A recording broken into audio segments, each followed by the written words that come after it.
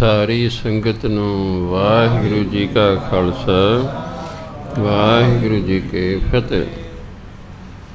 ਸ਼੍ਰੀ ਗੁਰੂ ਗ੍ਰੰਥ ਸਾਹਿਬ ਦੇ ਅੰਗ ਨੰਬਰ 411 ਤੇ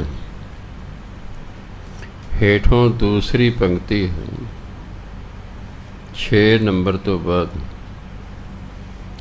ਜਲ ਮੈਂ ਉਪਜੈ ਜਲ ਤੇ ਦੂਰ, ਜਲ ਮੈਂ ਜੋਤ ਰਿਹਾ ਭਰਪੂਰ। ਕਿਸ ਨੇੜੇ ਕਿਸ ਆਖਾਂ ਦੂਰ, ਨਿਧ ਗੁਣ ਗਾਵਾਂ ਦੇਖ ਹਦੂਰ। ਜਿਵੇਂ ਕਮਲ ਦਾ ਫੁੱਲ ਹੈ, ਜਲ ਮੈਂ ਉਪਜੈ, ਪਾਣੀ 'ਚ ਹੀ ਪੈਦਾ ਹੁੰਦਾ ਹੈ। ਜਲ ਤੇ ਦੂਰ, ਪਰ ਪਾਣੀ ਤੋਂ ਉੱਪਰ ਰਹਿੰਦਾ ਹੁੰਦਾ, ਪਾਣੀ 'ਚ ਹੀ ਹੈ ਪਰ ਪਾਣੀ ਤੋਂ ਉੱਪਰ ਰਹਿੰਦਾ, ਪਾਣੀ 'ਚ ਡੁੱਬਦਾ ਨਹੀਂ ਹੈ। ਜਲ ਮਹਿ ਜੋਤ ਰਿਹਾ ਭਰਪੂਰ। ਉਹਦਾ ਜਿਹੜਾ ਪਰਛਾਵਾਂ ਹੈ ਉਹ ਪਾਣੀ 'ਚ ਪੈਂਦਾ ਹੈ, ਅਤੇ ਪਾਣੀ 'ਚ ਵੀ ਐਂ ਲੱਗਦਾ ਕੋਈ ਕਮਲ ਦਾ ਫੁੱਲ ਹੈ। ਇਸ ਤਰ੍ਹਾਂ ਹੀ ਪਰਮਾਤਮਾ ਹੈ, ਉਹ ਇਸ ਸੰਸਾਰ ਦੇ ਵਿੱਚ ਰਹਿੰਦਾ ਹੈ, ਪਰ ਇਸ ਸੰਸਾਰ ਤੋਂ ਦੂਰ ਵੀ ਰਹਿੰਦਾ ਹੈ। ਉਹ ਇਸ ਸੰਸਾਰ ਦੀ ਜੋਤ ਇਸ ਸੰਸਾਰ ਦੇ ਵਿੱਚ ਵੀ ਹੈ, ਰਿਹਾ ਭਰਪੂਰ, ਅਤੇ ਸਭ ਥਾਂ 'ਤੇ ਵਸਦਾ ਹੈ। ਕਿਸ ਨੇੜੇ ਕਿਸ ਆਖਾਂ ਦੂਰ। ਮੈਂ ਕਿਸ ਨੂੰ ਪਰਮਾਤਮਾ ਦੇ ਨੇੜੇ ਕਹਾਂ ਅਤੇ ਕਿਸ ਨੂੰ ਉਸ ਤੋਂ ਦੂਰ ਕਹਾਂ, ਕਿਉਂਕਿ ਕੋਈ ਵੀ ਉਸ ਤੋਂ ਦੂਰ ਨਹੀਂ ਹੈ, ਉਹ ਸਭ ਦੇ ਵਿੱਚ ਵਸਦਾ ਹੈ। ਨਿਧ ਗੁਣ ਗਾਵਾਂ ਦੇਖ ਹਦੂਰ। ਮੈਂ ਪਰਮਾਤਮਾ ਨੂੰ ਹਾਜ਼ਰ ਨਾਜ਼ਰ ਦੇ ਕੇ ਉਹ ਗੁਣਾਂ ਦੇ ਖਜ਼ਾਨੇ ਦੇ ਗੁਣ ਗਾਉਂਦਾ ਹਾਂ। ਨਿਧ ਗੁਣ, ਗੁਣਾਂ ਦਾ ਖਜ਼ਾਨਾ ਪਰਮਾਤਮਾ। ਪਰਮਾਤਮਾ ਜੋ ਗੁਣਾਂ ਦਾ ਖਜ਼ਾਨਾ ਹੈ, ਉਸ ਨੂੰ ਮੈਂ ਹਾਜ਼ਰ ਨਾਜ਼ਰ ਵੇਖ ਕੇ ਉਹਦੇ ਗੁਣ ਗਾਉਂਦਾ ਹਾਂ। ਉਹਨੂੰ ਕੋਈ ਦੂਰ ਸਮਝ ਕੇ ਨਹੀਂ ਗਾਉਂਦਾ ਵੀ ਪਤਾ ਨਹੀਂ ਉਹਨੂੰ ਮੇਰਾ ਕਿਹਾ ਸੁਣਦਾ ਕਿ ਨਹੀਂ ਸੁਣਦਾ। ਹਾਜ਼ਰ ਨਾਜ਼ਰ, ਵੀ ਜਿਵੇਂ ਸਾਹਮਣੇ ਹੈਗਾ। ਅੰਤਰ ਬਾਹਰ,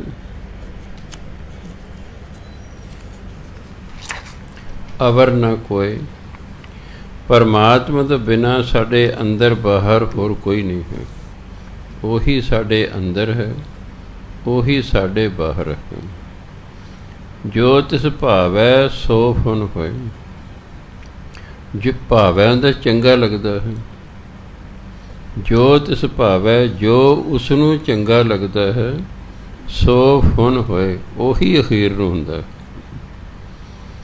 ਸਾਡੇ ਅਨੁਸਾਰ ਨਹੀਂ ਹੋਣਾ, ਜੋ ਪਰਮਾਤਮਾ ਚਾਹੁੰਦਾ ਉਹਦੇ ਅਨੁਸਾਰ ਹੋਣਾ।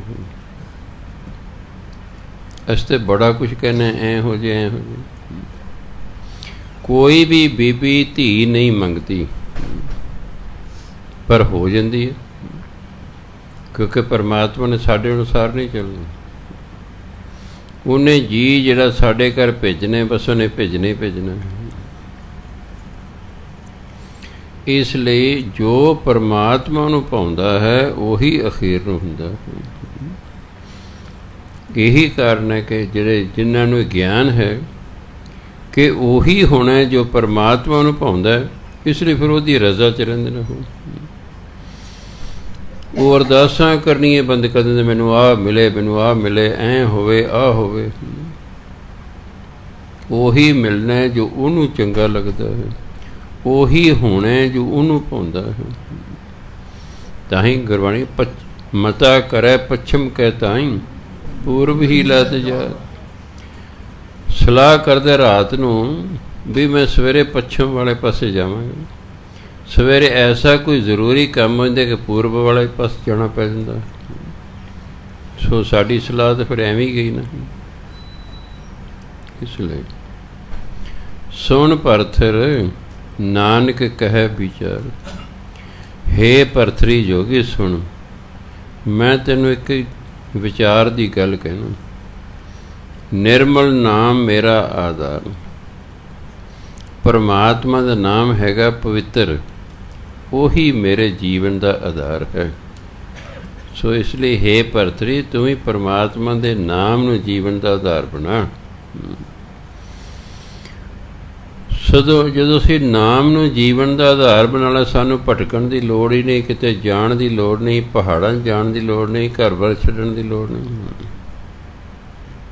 ਆਪਣੇ ਜੀਵਨ ਦਾ ਆਧਾਰ ਪਰਮਾਤਮਾ ਦਾ ਨਾਮ ਬਣਾਉਣਾ, ਅਤੇ ਨਾਮ ਕਿਤੇ ਵੀ ਜਪਿਆ ਜਾ ਸਕਦਾ।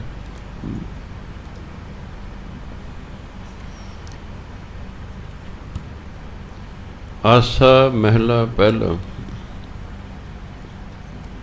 ਸਭ ਜਪ ਸਭ ਤਪ ਸਭ ਚਤੁਰਾਈ। ਧਿਆਨ ਦੇਣਾ, ਪਹਿਲਾਂ ਸਭ ਭੱਬੇ ਨੂੰ ਸਿਹਾਰੀ ਲਾਈਏ। ਸਭ ਜਪ ਸਾਰੇ ਜਪ, ਸਭ ਤਪ ਸਾਰੇ ਤਪ, ਸਭ ਚਤੁਰਾਈ। ਇੱਥੇ ਭੱਬੇ ਨੂੰ ਸਿਹਾਰੀ ਨਹੀਂ ਹੈ, ਇੱਥੇ ਚਤੁਰਾਈ ਇੱਕ ਵਚਨ ਹੈ, ਅਤੇ ਸਾਰੀ ਚਤੁਰਾਈ। ਜੇ ਹੁੰਦਾ ਸਭ ਭੱਬੇ ਨੂੰ ਸਿਹਾਰੀ ਹੁੰਦਾ, ਫਿਰ ਉਹ ਅਸੀਂ ਚਤੁਰਾਈ ਸਾਰੀਆਂ ਸਿਆਣਪਾਂ। ਸਭ ਚਤੁਰਾਈ ਸਾਰੀ ਸਿਆਣਪ, ਸਾਰੇ ਜਪ ਸਾਰੇ ਤਪ ਸਾਰੀ ਸਿਆਣਪ। ਉਜੜ ਭਰਮੈ ਰਾਹ ਨਾ ਪਾਈ। ਉਜੜ ਹੁੰਦਾ ਉਜਾੜ, ਗਲਤ ਰਸਤੇ 'ਤੇ। ਮਨੁੱਖ ਗਲਤ ਰਸਤੇ 'ਤੇ ਭਟਕਦਾ ਰਹਿੰਦਾ ਹੈ। ਪਰਮਾਤਮਾ ਦੀ ਪ੍ਰਾਪਤੀ ਦਾ ਇਹਨੂੰ ਢੰਗ ਹੀ ਨਹੀਂ ਆਉਂਦਾ ਹੈ। ਰਾਹ ਇਹਨੂੰ ਸਹੀ ਰਾਹ ਨਹੀਂ, ਸਹੀ ਢੰਗ ਨਹੀਂ ਮਿਲਦਾ। ਕਿਉਂ? ਗੁਰੂ ਤੋਂ ਬਿਨਾਂ ਹੀ ਜਪ ਕਰ ਰਿਹਾ, ਗੁਰੂ ਤੋਂ ਬਿਨਾਂ ਹੀ ਤਪ ਕਰ ਰਿਹਾ, ਗੁਰੂ ਤੋਂ ਬਿਨਾਂ ਆਪਣੀ ਚਤੁਰਾਈਆਂ ਵਰਤ ਰਿਹਾ ਹੈ। ਉਂਝ ਪਰਮਾਤਮਾ ਦੀ ਪ੍ਰਾਪਤੀ ਦਾ ਸਹੀ ਰਾਹ ਪਾਉਣਾ ਚਾਹੁੰਦਾ, ਉਹ ਲੱਭਦਾ ਨਹੀਂ ਹੈ। ਬਿਨ ਬੂਝੇ ਕੋ ਥਾਂ ਨਾ ਪਾਈ। ਜਿੰਨਾ ਚਿਰ ਪਰਮਾਤਮਾ ਦੀ ਸੋਝੀ ਨਹੀਂ ਹੁੰਦੀ, ਇਹਨੂੰ ਸਹੀ ਥਾਂ ਨਹੀਂ ਮਿਲਦਾ। ਇਹਦੀ ਕੋਈ ਮਿਹਨਤ ਕਬੂਲ ਨਹੀਂ, ਥਾਂ ਨਾ ਪਾਈ, ਕੋਈ ਦੀ ਕੀਤੀ ਮਿਹਨਤ ਪ੍ਰਵਾਨ ਨਹੀਂ ਹੁੰਦੀ। ਨਾਮ ਵਿਹੂਣੇ ਮਾਥੇ ਛਾਈ। ਛਾਈ ਮੈਨੇ ਸੁਆਹ। ਨਾਮ ਤੋਂ ਵਿਹੂਣੇ ਜਿਹੜੇ ਨੇ, ਉਹਨਾਂ ਦੇ ਸਿਰ 'ਤੇ ਸੁਆਹ ਪੈਂਦੀ। ਇੱਥੇ ਮਾਥੇ 'ਤੇ ਪਾ, ਮੱਥੇ 'ਤੇ ਸੁਆਹ ਨਹੀਂ ਪੈਂਦੀ, ਸਿਰ 'ਤੇ ਸੁਆਹ ਪੈਂਦੀ। ਆ ਭਾਵ ਹੈ।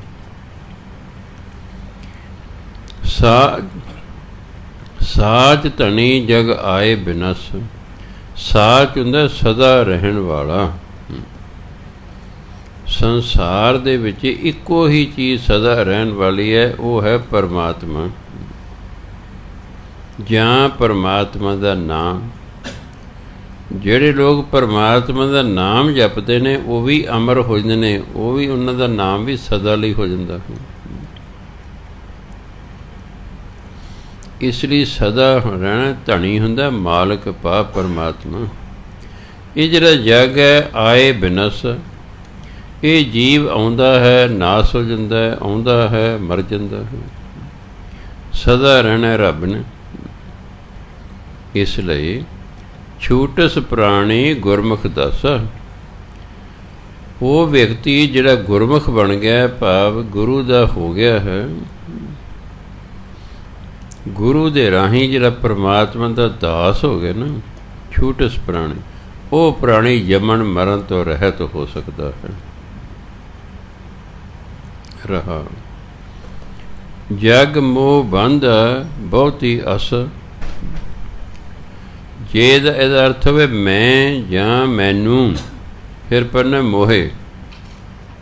ਮੋਹੇ ਦੇ ਦੋ ਅਰਥ ਹੁੰਦੇ, ਮੈਂ ਜਾਂ ਮੈਨੂੰ। ਜਦੋਂ ਮੋਹ ਹੋਵੇ, ਜਿਵੇਂ ਮੋਹ ਪਿਆਰ ਹੈ, ਫਿਰ ਇਹਨੂੰ ਮੋਹ ਪੜ੍ਹਨਾ ਹੈ। ਇੱਥੇ ਮੋਹ ਵਿੱਚ, ਹਾਹੇ ਨੂੰ ਸਿਆਰੀ ਤਾਂ ਲੱਗੀ। ਮੋਹ ਨਾਲ ਜਾਂ ਮੋਹ ਵਿੱਚ। ਜਗ ਮੋਹ ਬੰਧਾ ਬਹੁਤੀ ਅਸ।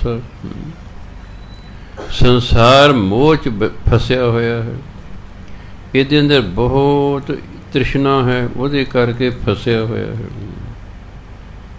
ਗੁਰਮਤੀ ਇੱਕ ਭਏ ਉਦਾਸ। ਪਰ ਇੱਕ ਮੈਨੇ ਕਈ, ਜਦੋਂ ਕੱਕੇ ਨੂੰ ਸਿਹਾਰੀ ਲੱਗ ਗਈ ਤਾਂ ਇੱਕ 'ਚ ਸ਼ਬਦ ਹੈ, ਬਹੁਵਚਨ ਹੋ ਗਏ ਕਈ। ਗੁਰੂ ਦੀ ਮੱਤ ਦੇ ਚੱਲ ਕੇ ਕਈ ਉਦਾਸਾ ਹੁੰਦਾ, ਨਿਰਲੇਪ ਹੋ ਗਏ, ਇਸ ਮੋਹ ਮਾਇਆ ਤੋਂ ਨਿਰਲੇਪ ਹੋ ਗਏ, ਕਿਉਂਕਿ ਗੁਰੂ ਦੀ ਮੱਤ ਨੇ ਤੇ ਚੱਲੇ। ਆਪਣੀ ਮੱਤ ਦੇ ਚੱਲੇ ਫਿਰ ਆ ਹੋਵੇ ਆ ਹੋਵੇ, ਕਿਉਂਕਿ ਤ੍ਰਿਸ਼ਨਾ ਨਹੀਂ ਬੁਝਿਆ ਕਰਦੀ। ਤੁਸੀਂ ਜਿੰਨੇ ਮਰਜ਼ੀ ਅਮੀਰ ਹੋ ਲਓ, ਇਹ ਮਾਇਆ ਦੀ ਤ੍ਰਿਸ਼ਨਾ ਨਹੀਂ ਬੁਝਿਆ ਕਰਦੀ। ਇਹ ਤੇ ਨਾਮ ਜਪ ਜਪ ਕੇ ਮਨ ਨੂੰ ਸੰਤੋਖ ਪੈਦਾ ਹੋਵੇਗਾ। ਜਦੋਂ ਅੰਦਰ ਸਬਰ ਸੰਤੋਖ ਪੈਦਾ ਗਿਆ, ਫਿਰ ਤੁਹਾਡੇ ਮੂੰਹ ਆਪਣੇ ਆਪ ਨਿਕਲੇਗਾ ਜੀ ਦਾਤੇ ਦਾ ਦਿੱਤਾ ਬਹੁਤ ਹੈ। ਪਹਿਲਾਂ ਤਾਂ ਹੁੰਦਾ ਤੇ ਬਹੁਤ ਹੈ, ਬਹੁਤ ਲੋਕਾਂ ਨੂੰ ਬਹੁਤ ਦਿੱਤਾ ਹੋਇਆ ਪਰਮਾਤਮਾ ਨੇ, ਪਰ ਉਹ ਨਾਮ ਨਹੀਂ ਜਪਦੇ, ਇਸ ਲਈ ਉਹਨਾਂ ਰੱਜ ਨਹੀਂ ਆਉਂਦਾ। ਜਿਵੇਂ ਗੁਰਬਾਣੀ 'ਚ ਉਦਾਹਰਨ ਦਿੱਤੀ, ਅੱਗ ਦੇ ਉੱਤੇ ਜਿੰਨੀਆਂ ਮਰਜ਼ੀ ਲੱਕੜਾਂ ਪਾਈ ਜੋ, ਅੱਗ ਬੁਝਦੀ ਨਹੀਂ ਹੈ, ਸਗੋਂ ਵੱਧਦੀ ਹੈ। ਮਾਇਆ ਜਿੰਨੀ ਹੋਰ ਇਕੱਠੀ ਜਾਓਗੇ ਤੇ ਇਕੱਠੀ ਕਰੇ ਜੇ, ਤ੍ਰਿਸ਼ਨਾ ਵੱਧਦੀ ਹੈ, ਘਟਦੀ ਨਹੀਂ ਹੈ। ਇਹ ਕਦੇ ਰੱਜ ਨਹੀਂ ਆਇਆ ਕਰਦਾ। ਹਾਲਾਂਕਿ ਜੇ ਲੋੜ ਤੋਂ ਵੱਧ ਹੋਵੇਗੀ, ਅਸੀਂ ਇੱਥੇ ਹੀ ਉਹਨੂੰ ਛੱਡ ਕੇ ਚਲੇ ਜਾਣਾ, ਆਪਣੇ ਧੀਆਂ ਪੁੱਤਾਂ ਲਈ ਛੱਡ ਜਾਣਾ ਜਾਂ ਰਿਸ਼ਤੇਦਾਰਾਂ ਲਈ ਛੱਡ ਜਾਣਾ, ਨਾਲ ਤਾਂ ਲਿਜਾ ਨਹੀਂ ਸਕਦੇ। ਕਿੰਨਾ ਕੁ ਖਾ ਲੋਗੇ, ਕਿੰਨਾ ਕੁ ਪਹਿਨ ਲੋਗੇ, ਇੱਕ ਹੱਦ ਹੁੰਦੀ ਹੈ ਹਰ ਇੱਕ ਚੀਜ਼ ਦੀ। ਕਈ ਵਾਰੀ ਖਾਣਨ ਪਹਿਨਣ ਸਭ ਕਸੇ ਤੋਂ ਵੀ ਮਾਇਆ ਕੋਲ ਵੱਧ ਹੁੰਦੀ ਹੈ। ਅਗਰ ਸਬਰ ਸੰਤੋਖ ਨਹੀਂ ਤਾਂ ਹੋਰ ਚਾਹੀਦੇ ਹੈ। ਮਰਦਿਆਂ ਵੀ ਫਿਰ ਮਾਇਆ ਯਾਦ ਆਉਂਦੀ ਹੈ ਅਤੇ ਇੱਥੇ ਸੱਪ ਬਣ ਕੇ ਫਿਰਦਾ ਰਹਿੰਦਾ। ਇਹ ਆਵੇਗੀ ਕਿਵੇਂ? ਇਸ ਤੋਂ ਅਸੀਂ ਰਹਿਤ ਕਿਵੇਂ ਹੋਵਾਂਗੇ? ਗੁਰਮਤਿ ਗੁਰੂ ਦੀ ਮੱਤ 'ਤੇ ਚੱਲ ਕੇ ਕਈ ਫਿਰ ਉਦਾਸ ਹੋ ਗਏ, ਪਾਪ ਮਾਇਆ ਤੋਂ ਨਿਰਲੇਪ ਹੋ ਗਏ, ਉਹ ਮੋਹ ਮਾਇਆ ਤੋਂ ਉੱਪਰ ਹੋ ਗਏ। ਇਸ ਲਈ ਸਿੱਖ ਨੂੰ ਕਿਹਾ ਤੂੰ ਸਿਰਫ 10 ਨੂੰ ਦੀ ਕਿਰਤ ਕਰਨੀ, ਬਸ ਮਾਇਆ ਦੀ ਖਾਤਰ ਕੋਈ ਗਲਤ ਤਰੀਕਾ ਨਹੀਂ ਵਰਤਣਾ। ਵੈਸੇ ਜ਼ਿੰਦਗੀ 'ਚ ਗਲਤ ਤਰੀਕਾ ਵਰਤੀਦਾ ਹੀ ਨਹੀਂ ਹੁੰਦਾ। ਆ ਬਹੁਤ ਸਾਰੇ ਬੱਚੇ ਫੌਰਨ ਜਾਂਦੇ ਨੇ, ਗਲਤ ਤਰੀਕੇ ਨਾਲ ਜਾਂਦੇ ਨੇ। ਮੈਂ ਬੜਾ ਉਹਨਾਂ ਨੂੰ ਕਹਿਣਾ, ਕਈ ਲੜਕੀਆਂ ਆ ਜਾਂਦੀਆਂ, ਲੜਕੇ ਆ ਜਾਂਦੇ, ਅਮੈਰੀਕਾ ਨੂੰ ਜਾ ਰਿਹਾ ਹੈ, 40 42 42 45 ਲੱਖ ਰੁਪਇਆ ਏਜੰਟਾਂ ਨੂੰ ਦਿੰਦੇ ਨੇ। ਉਹ ਇਲੀਗਲ ਜਾ ਰਹੇ ਨੇ, ਗਲਤ ਤਰੀਕੇ ਨਾਲ ਜਾ ਰਹੇ ਨੇ। ਮੈਕਸੀਕੋ ਤੋਂ ਹੁਣ ਅਮਰੀਕਾ ਜਾਣ ਨਾਲ ਹੀ ਲੱਗਦਾ, ਬਿਲਕੁਲ ਹੱਦ ਹੈ। ਮੈਕਸੀਕੋ ਤੋਂ ਟਰੱਕ ਅਮਰੀਕਾ ਨੂੰ ਜਾ ਰਿਹਾ ਹੈ, ਇਹ 60-67 ਬੱਚਿਆਂ ਨੂੰ ਲੈ ਕੇ। ਅੱਲਾ ਜਾਣੇ ਰਾਹ 'ਚ ਕੀ ਹੋਇਆ, ਸੜਕ 'ਤੇ ਟਰੱਕ ਖੜਾ ਕਰਕੇ ਡਰਾਈਵਰ ਪਤਾ ਨਹੀਂ ਕਿੱਥੇ ਚਲਿਆ ਗਿਆ। ਅੰਦਰ ਪੀਣ ਨੂੰ ਕੋਈ ਪਾਣੀ ਨਹੀਂ ਹੈ, ਅੰਦਰ ਜਾਣ ਲਈ ਕੋਈ ਹਵਾ ਨਹੀਂ ਹੈ। ਉਸ ਜਿਹੜੇ ਇਲਾਕੇ 'ਚ ਲੰਘ ਰਹੇ ਸੋ ਅਤੇ ਇਸ ਵੇਲੇ 40 ਡਿਗਰੀ ਸੈਂਟੀਗ੍ਰੇਡ ਗਰਮੀ ਪੈ ਰਹੀ ਹੈ। ਬੱਚਿਆਂ ਦਾ ਅੰਦਰ ਦਮ ਘੁੱਟ ਗਿਆ ਹੈ। ਉਹਨਾਂ ਫਿਰ ਟਰੱਕ ਨੂੰ ਖੜਕਾਉਣਾ ਅੰਦਰੋਂ ਸ਼ੁਰੂ ਕਰਤਾ। ਕਿਸੇ ਰਾਹੀ ਨੇ ਦੇਖਿਆ, ਉਹ ਖਲੋ ਗਿਆ। ਉਸੇ ਵੇਲੇ ਪੁਲਿਸ ਨੂੰ ਫੋਨ ਕੀਤਾ, ਪੁਲਿਸ ਆ ਗਈ ਹੈ। ਉਹਨੇ ਜੇ ਟਰੱਕ ਨੂੰ ਖੋਲ੍ਹਿਆ ਹੈ, ਕੀ ਦੇਖਦੇ ਨੇ ਕਿ 46 ਬੱਚੇ ਤਾਂ ਉੱਥੇ ਹੀ ਮਰ ਗਏ ਨੇ। ਬਾਕੀਆਂ ਨੂੰ ਚੱਕ ਕੇ ਹਸਪਤਾਲ ਲੈ ਗਏ। 4 ਹਸਪਤਾਲ 'ਚ ਹੋਰ ਮਰ ਗਏ ਨੇ, 50 ਮਰ ਗਏ ਨੇ, 17 ਅਜੇ ਵੀ ਨੇ। ਦੇਖੋ ਨੇ ਕਿੰਨੇ ਵੱਜਦੇ, ਕਿੰਨੇ ਨਹੀਂ ਵੱਜਦੇ। ਲੱਖਾਂ ਰੁਪਈਏ ਵੀ ਗਏ, ਪੁੱਤਰ ਵੀ ਗਿਆ। ਕੀ ਖਟਿਆ? ਬੜਾ ਮੈਂ ਸਮਝਾਉਣਾ, ਪਰ ਨਹੀਂ। ਇਹ ਐਸਾ ਭੂਤ ਸਵਾਰ ਹੈ ਜਵਾਕਾਂ ਦੇ ਸਿਰ 'ਤੇ। ਇਹ ਕਹਿੰਦੇ ਜੀ ਬਸ ਤੁਸੀਂ ਦੇਖੋ, ਅਸੀਂ ਜਾ ਸਕਦੇ? ਮੈਂ ਹਾਂ ਜਾ ਸਕਦੇ, ਜਾਓ। ਨਹੀਂ ਹਟਦੇ। ਪਤਾ ਨਹੀਂ ਮਾਂ ਪਿਓ ਦੀ ਸਹਿਮਤੀ ਹੈ ਕਿ ਮਾਂ ਪਿਓ ਦੀ ਮਜਬੂਰੀ ਹੈ, ਇਹ ਤਾਂ ਅੱਲਾ ਜਾਣੇ। ਗਲਤ ਤਰੀਕੇ ਗਲਤ ਹੀ ਹੁੰਦਾ। ਅੱਜ ਇੱਕ ਬੀਬੀ ਆ ਗਈ, ਅਸੀਂ ਜੀ ਘਰ ਪਾ ਰਹੇ ਸੀ, ਅਸੀਂ ਇੱਕ ਮਿਨਿਸਟਰ ਕੋਲ ਚਲੇ ਗਏ ਜੀ। ਉਹ ਕਹਿੰਦੇ ਕੋਈ ਨਹੀਂ ਪਾ ਲਓ ਤੁਸੀਂ। ਜਿਹੜਾ MC ਕਹਿੰਦਾ ਪਾ ਲਓ ਤੁਸੀਂ, ਮੈਂ ਹੈਗਾ।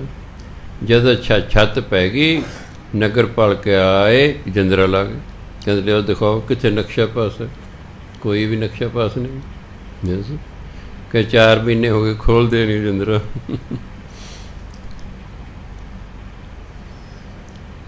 ਮਹਿਜ ਹਰ ਇੱਕ ਨੂੰ ਪਤਾ ਹੈ ਕਿ ਸ਼ਹਿਰ ਜਿੱਥੇ ਸ਼ਹਿਰ ਦੀ ਹੱਦ ਲੱਗਦੀ ਹੈ, ਉੱਥੇ ਨਕਸ਼ੇ ਤੋਂ ਬਿਨਾਂ, ਪਾਸ ਕਰਾਏ ਤੋਂ ਬਿਨਾਂ ਤੁਸੀਂ ਮਕਾਨ ਨਹੀਂ ਪਾ ਸਕਦੇ। ਸਾਡੇ ਗੁਆਂਢ 'ਚ ਲੱਗਾ ਸੀ ਛੱਪੜ ਪੁੱਟ ਕੇ, ਮੈਂ ਇੱਥੇ ਟੈਂਕ ਬਣਾਵਾਂਗਾ, ਮੈਂ ਇੱਥੇ ਮੱਛੀਆਂ ਪਾਲਾਂਗਾ।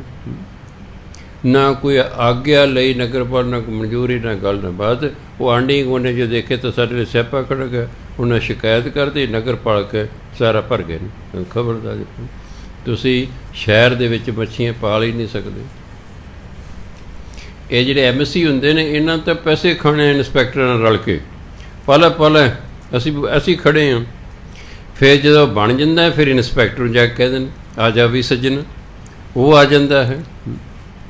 ਫਿਰ ਜਿਹੜਾ ਹੈ ਲੈ ਦੇ ਕੇ ਕੋਈ ਗੱਲ ਬਣਦੀ ਹੈ। ਐਤਕੀ ਫਿਰ ਵੱਡੇ ਅਫਸਰਾਂ ਤੱਕ ਅਗਲੇ ਚਲੇ ਗਏ। ਹੁਣ ਫਿਰ ਛੋਟੇ ਮੋਟੇ ਦੀ ਚੱਲਦੀ ਨਹੀਂ, ਸਬੰਧ ਕਰ ਗਿਆ। ਗਲਤ ਹੀ ਹੁੰਦਾ ਹੈ। ਜ਼ਿੰਦਗੀ ਦੇ ਗਲਤ ਤਰੀਕੇ ਨਹੀਂ ਅਪਣਾਈ ਜਾਂਦੇ। ਲੂਣ ਨਾਲ ਰੋਟੀ ਖਾਣੀ ਮਨਜ਼ੂਰ ਹੈ, ਪਾਣੀ ਨਾਲ ਖਾਣੀ ਮਨਜ਼ੂਰ ਹੈ। ਪਾਣੀ ਨਾਲ ਵੀ ਰੋਟੀ ਖਾਧੀ ਜਾ ਸਕਦੀ ਹੈ। ਮੈਂ ਤਜਰਬਾ ਕੀਤਾ ਕਿ ਦਾਤਾ ਐਸਾ ਨਾ ਕਰੇ ਕਿ ਜੈਮਲ ਸਿੰਘ ਐਸਾ ਸਮਾਂ ਆ ਜਾਏ ਤੈਨੂੰ ਬਿਨਾਂ ਚੋਪੜੀ ਹੋਈ ਰੋਟੀ, ਬਿਨਾਂ ਦਾਲ ਸਬਜ਼ੀ ਦੇ ਸਿਰਫ ਰੋਟੀ ਮਿਲੇ ਅਤੇ 1 ਗਲਾਸ ਪਾਣੀ ਮਿਲੇ, ਫਿਰ ਤੂੰ ਕਿਵੇਂ ਖਾਏਂਗਾ? ਅਤੇ ਮੈਂ ਖਾਧੀ ਕਿਉਂਕਿ ਮੈਨੂੰ ਰੋਟੀ ਖਾਣ ਦੀ ਜਾਚ ਸੀ। ਇਹਨੂੰ ਖਾਣਾ ਕਿਵੇਂ? ਮੈਂ ਬੁਰਕੀ ਮੂੰਹ 'ਚ ਪਾਈ, ਚੱਬੀ ਗਿਆ 40 ਵਾਰ ਉਹਨੂੰ ਚੱਬਿਆ। ਉਹ ਬੁਰਕੀ ਪਾਣੀ ਬਣ ਕੇ ਆਪੇ ਹੀ ਅੰਦਰ ਲੰਘ ਗਈ। ਪਾਣੀ ਦਾ ਕੋਈ ਸਵਾਦ ਨਹੀਂ ਨਾ ਹੁੰਦਾ, ਪਾਣੀ ਦਾ ਕੋਈ ਸਵਾਦ ਨਹੀਂ ਹੁੰਦਾ। ਅਸੀਂ ਪਾਣੀ ਨੂੰ ਨਾ ਫਿੱਕਾ ਕਹਿ ਸਕਦੇ, ਨਾ ਕੌੜਾ ਕਹਿ ਸਕਦੇ। ਉਹ ਪਾਣੀ ਬਣ ਕੇ ਲੰਘੀ ਗਈ। ਇਸ ਤਰ੍ਹਾਂ ਹੀ ਜਿਹੜੀਆਂ 20-25 ਬੁਰਕੀਆਂ ਮੈਂ ਛੋਟੀ ਕੀਤੀਆਂ, ਸਾਰੀਆਂ ਅੰਦਰ ਲੰਘ, ਮਗਰ ਪਾਣੀ ਪੀ ਕੇ ਚੱਲ ਫਤਿਹ ਮੁਰਤ। ਗਲਤ ਨਹੀਂ ਕਰੀਦਾ ਜ਼ਿੰਦਗੀ ਕਦੇ ਨਹੀਂ। ਕਰਮ ਸਹੀ ਕਰੋ। ਅਤੇ ਜਦੋਂ ਫਿਰ ਕਹਿੰਦੇ ਪੱਲੇ ਹੋਵੇ ਸੱਚ, ਕੋਠੇ ਚੜ੍ਹ ਕੇ ਨੱਚ। ਸਹੀ ਜੀਵਨ, ਇੱਥੇ ਜਿਹੜੇ ਸਹੀ ਜੀਵਨ ਜਿਉਂ ਰਹੇ ਉਹਨਾਂ ਨੂੰ ਵੀ ਸਰਕਾਰ ਫੜ ਕੇ ਅੰਦਰ ਕਰ ਰਹੀ ਹੈ। ਕਿੱਡੇ ਵੱਡੇ ਰਾਈਟਰ ਨੇ ਹੈ। ਆਹ ਕਤੀਸ ਦਾ ਵਿਚਾਰੀ ਕਿੰਨੀ ਜ਼ਬਰਦਸਤ ਹੈ, ਉਹਨੂੰ ਫੜ ਕੇ ਅੰਦਰ ਕਰਤਾ ਕਿ ਹਾਂ ਤੂੰ ਸਰਕਾਰ ਦੇ ਵਿਰੁੱਧ ਕਿਉਂ ਬੋਲਦੀ। ਜਿਹੜਾ ਸਰਕਾਰ ਦੇ ਵਿਰੁੱਧ ਬੋਲਦਾ ਸੈਂਟਰ ਫੜ ਕੇ ਅੰਦਰ ਕਰ ਦਿੰਦਾ ਹੈ। ਅਤੇ ਜੇ ਅਸੀਂ ਹੋਈਏ ਗਲਤ ਤਾਂ ਉਹਨਾਂ ਨੂੰ ਤਾਂ ਬਹਾਨਾ ਪਹਿਲਾਂ ਹੀ ਬਣਿਆ ਹੋਇਆ ਹੈ।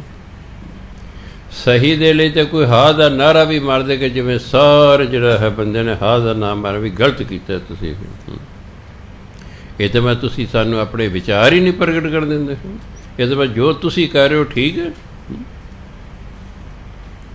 ਸੋ ਇਸ ਕਰਕੇ ਸਹੀ ਨੂੰ ਵੀ ਔਖਾ ਹੋ ਗਿਆ ਜਿਉਣਾ, ਗਲਤ ਨੂੰ ਤਾਂ ਫਿਰ ਕਿੱਥੇ ਜਿਉਣਾ ਕਿੱਥੇ ਔਖਾ ਹੋਏਗਾ। ਇਸ ਕਰਕੇ ਆਪਣੇ ਵੱਲੋਂ ਪੂਰੀ ਕੋਸ਼ਿਸ਼ ਕਰਨੀ ਹੈ ਸਹੀ ਜੀਵਨ ਜਿਉਣ ਦੀ। ਸੋ ਗੁਰੂ ਮਹਾਰਾਜ ਕਹਿੰਦੇ ਗੁਰਮਤੀ ਇੱਕ ਭੈ ਉਦਾਸਨ। ਗੁਰੂ ਦੀ ਮੱਤ ਚੱਲ ਕੇ ਕਈ ਮਾਇਆ ਤੋਂ ਨਿਰਲੇਪ ਹੋ ਗਏ। ਅੰਤਰ ਨਾਮ ਕਮਲ ਪ੍ਰਗਸ। ਫਿਰ ਪਰਮਾਤਮਾ ਦੇ ਨਾਲ ਅੰਦਰ ਜਿਹੜਾ ਹਿਰਦਾ ਰੂਪੀ ਕਮਲ ਉਹ ਖਿੜ ਉੱਠਿਆ ਹੈ। ਪ੍ਰਗਸ ਅੰਦਰ ਮਨ 'ਚ ਪ੍ਰਕਾਸ਼ ਹੋ ਗਿਆ, ਗਿਆਨ ਦਾ ਪ੍ਰਕਾਸ਼ ਹੋ ਗਿਆ, ਕਮਲ ਖਿੜ ਉੱਠਿਆ। ਜਦੋਂ ਫਿਰ ਇਹੋ ਜਿਹੀ ਹਾਲਤ ਪੈਦਾ ਹੋ ਜਾਂਦੀ ਹੈ, ਤਿੰਨ ਕੋ ਨਾਹੀ ਜਮ ਕੀ ਤਰਾਸ ਹੁੰਦਾ ਡਰ। ਉਹਨਾਂ ਨੂੰ ਜਮਾਂ ਦਾ ਫਿਰ ਕੋਈ ਡਰ ਹੀ ਨਹੀਂ ਹੈ,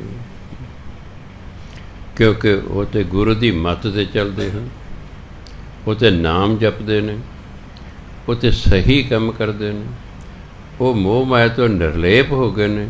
ਫਿਰ ਉਹਨਾਂ ਨੂੰ ਜਮਾਂ ਦਾ ਕਾਹਦਾ ਡਰ। ਜਗ ਤ੍ਰਿਏ ਜਿਤ ਕਾਮਣ ਹਿਤਕਾਰੀ। ਤ੍ਰਿਏ ਔਰਤ ਨੂੰ ਕਹਿੰਦੇ। ਔਰਤ ਨੇ ਸਾਰੇ ਸੰਸਾਰ ਨੂੰ ਜਿੱਤ ਲਿਆ ਹੈ, ਭਾਵ ਕਾਬੂ ਕੀਤਾ ਹੋਇਆ ਹੈ। ਕਿਉਂ? ਇਹ ਜਿਹੜੇ ਲੋਕ ਨੇ ਜਨਾਨੀ ਦੇ ਮਗਰ ਮਗਰ ਫਿਰਦੇ ਨੇ, ਇਹ ਜਨਾਨੀ ਨੂੰ ਪਿਆਰ ਕਰਦੇ, ਹਿਤਕਾਰੀ ਪਿਆਰ ਕਰਦੇ, ਆਪਣੀ ਨੂੰ ਨਹੀਂ ਬਗਾਨੀਆਂ ਨੂੰ ਕਰਦੇ। ਆਪਣੀ ਨੂੰ ਕਰੇ ਫਿਰ ਤਾਂ ਘਰ ਸਵਰਗ ਹੋ ਜਾਏਗਾ। ਇਹ ਬਗਾਨੀਆਂ ਨੂੰ ਕਰਦੇ ਨੇ, ਇਸ ਲਈ ਜਨਾਨੀਆਂ ਨੇ ਇਹਨਾਂ ਨੂੰ ਕਾਬੂ ਕੀਤਾ ਹੋਇਆ ਹੈ। ਹਾਂ, ਜਗ ਤ੍ਰਿਏ ਜਿੱਤ, ਔਰਤ ਨੇ ਸੰਸਾਰ ਨੂੰ ਜਿੱਤ ਲਿਆ ਹੈ, ਭਾਵ ਆਪਣੇ ਵੱਸ 'ਚ ਕਰ ਲਿਆ ਹੈ। ਹਾਂ, ਕਿਉਂ? ਕਾਮਨ ਹਿਤਕਾਰੀ, ਲੋਕ ਜਿਹੜੇ ਨੇ ਔਰਤ ਨੂੰ ਪਿਆਰ ਕਰਦੇ ਹਨ। ਔਰਤ ਜਿਹੜੀ ਹੈ ਮਾਤਾ ਦੇ ਰੂਪ ਵਿੱਚ ਬਹੁਤ ਵਧੀਆ, ਧੀ ਦੇ ਰੂਪ ਵਿੱਚ ਬਹੁਤ ਵਧੀਆ, ਭੈਣ ਦੇ ਰੂਪ ਵਿੱਚ ਬਹੁਤ ਵਧੀਆ, ਪਰ ਪਤੀ ਦੇ ਰੂਪ ਵਿੱਚ ਕੋਈ ਵਧੀਆ, ਪਤਨੀ ਦੇ ਰੂਪ ਵਿੱਚ,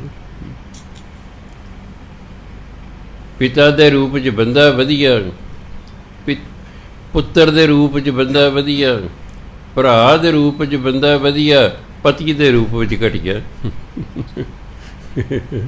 ਇਸ ਲਈ ਉਹ ਕੋਈ ਹੁੰਦਾ।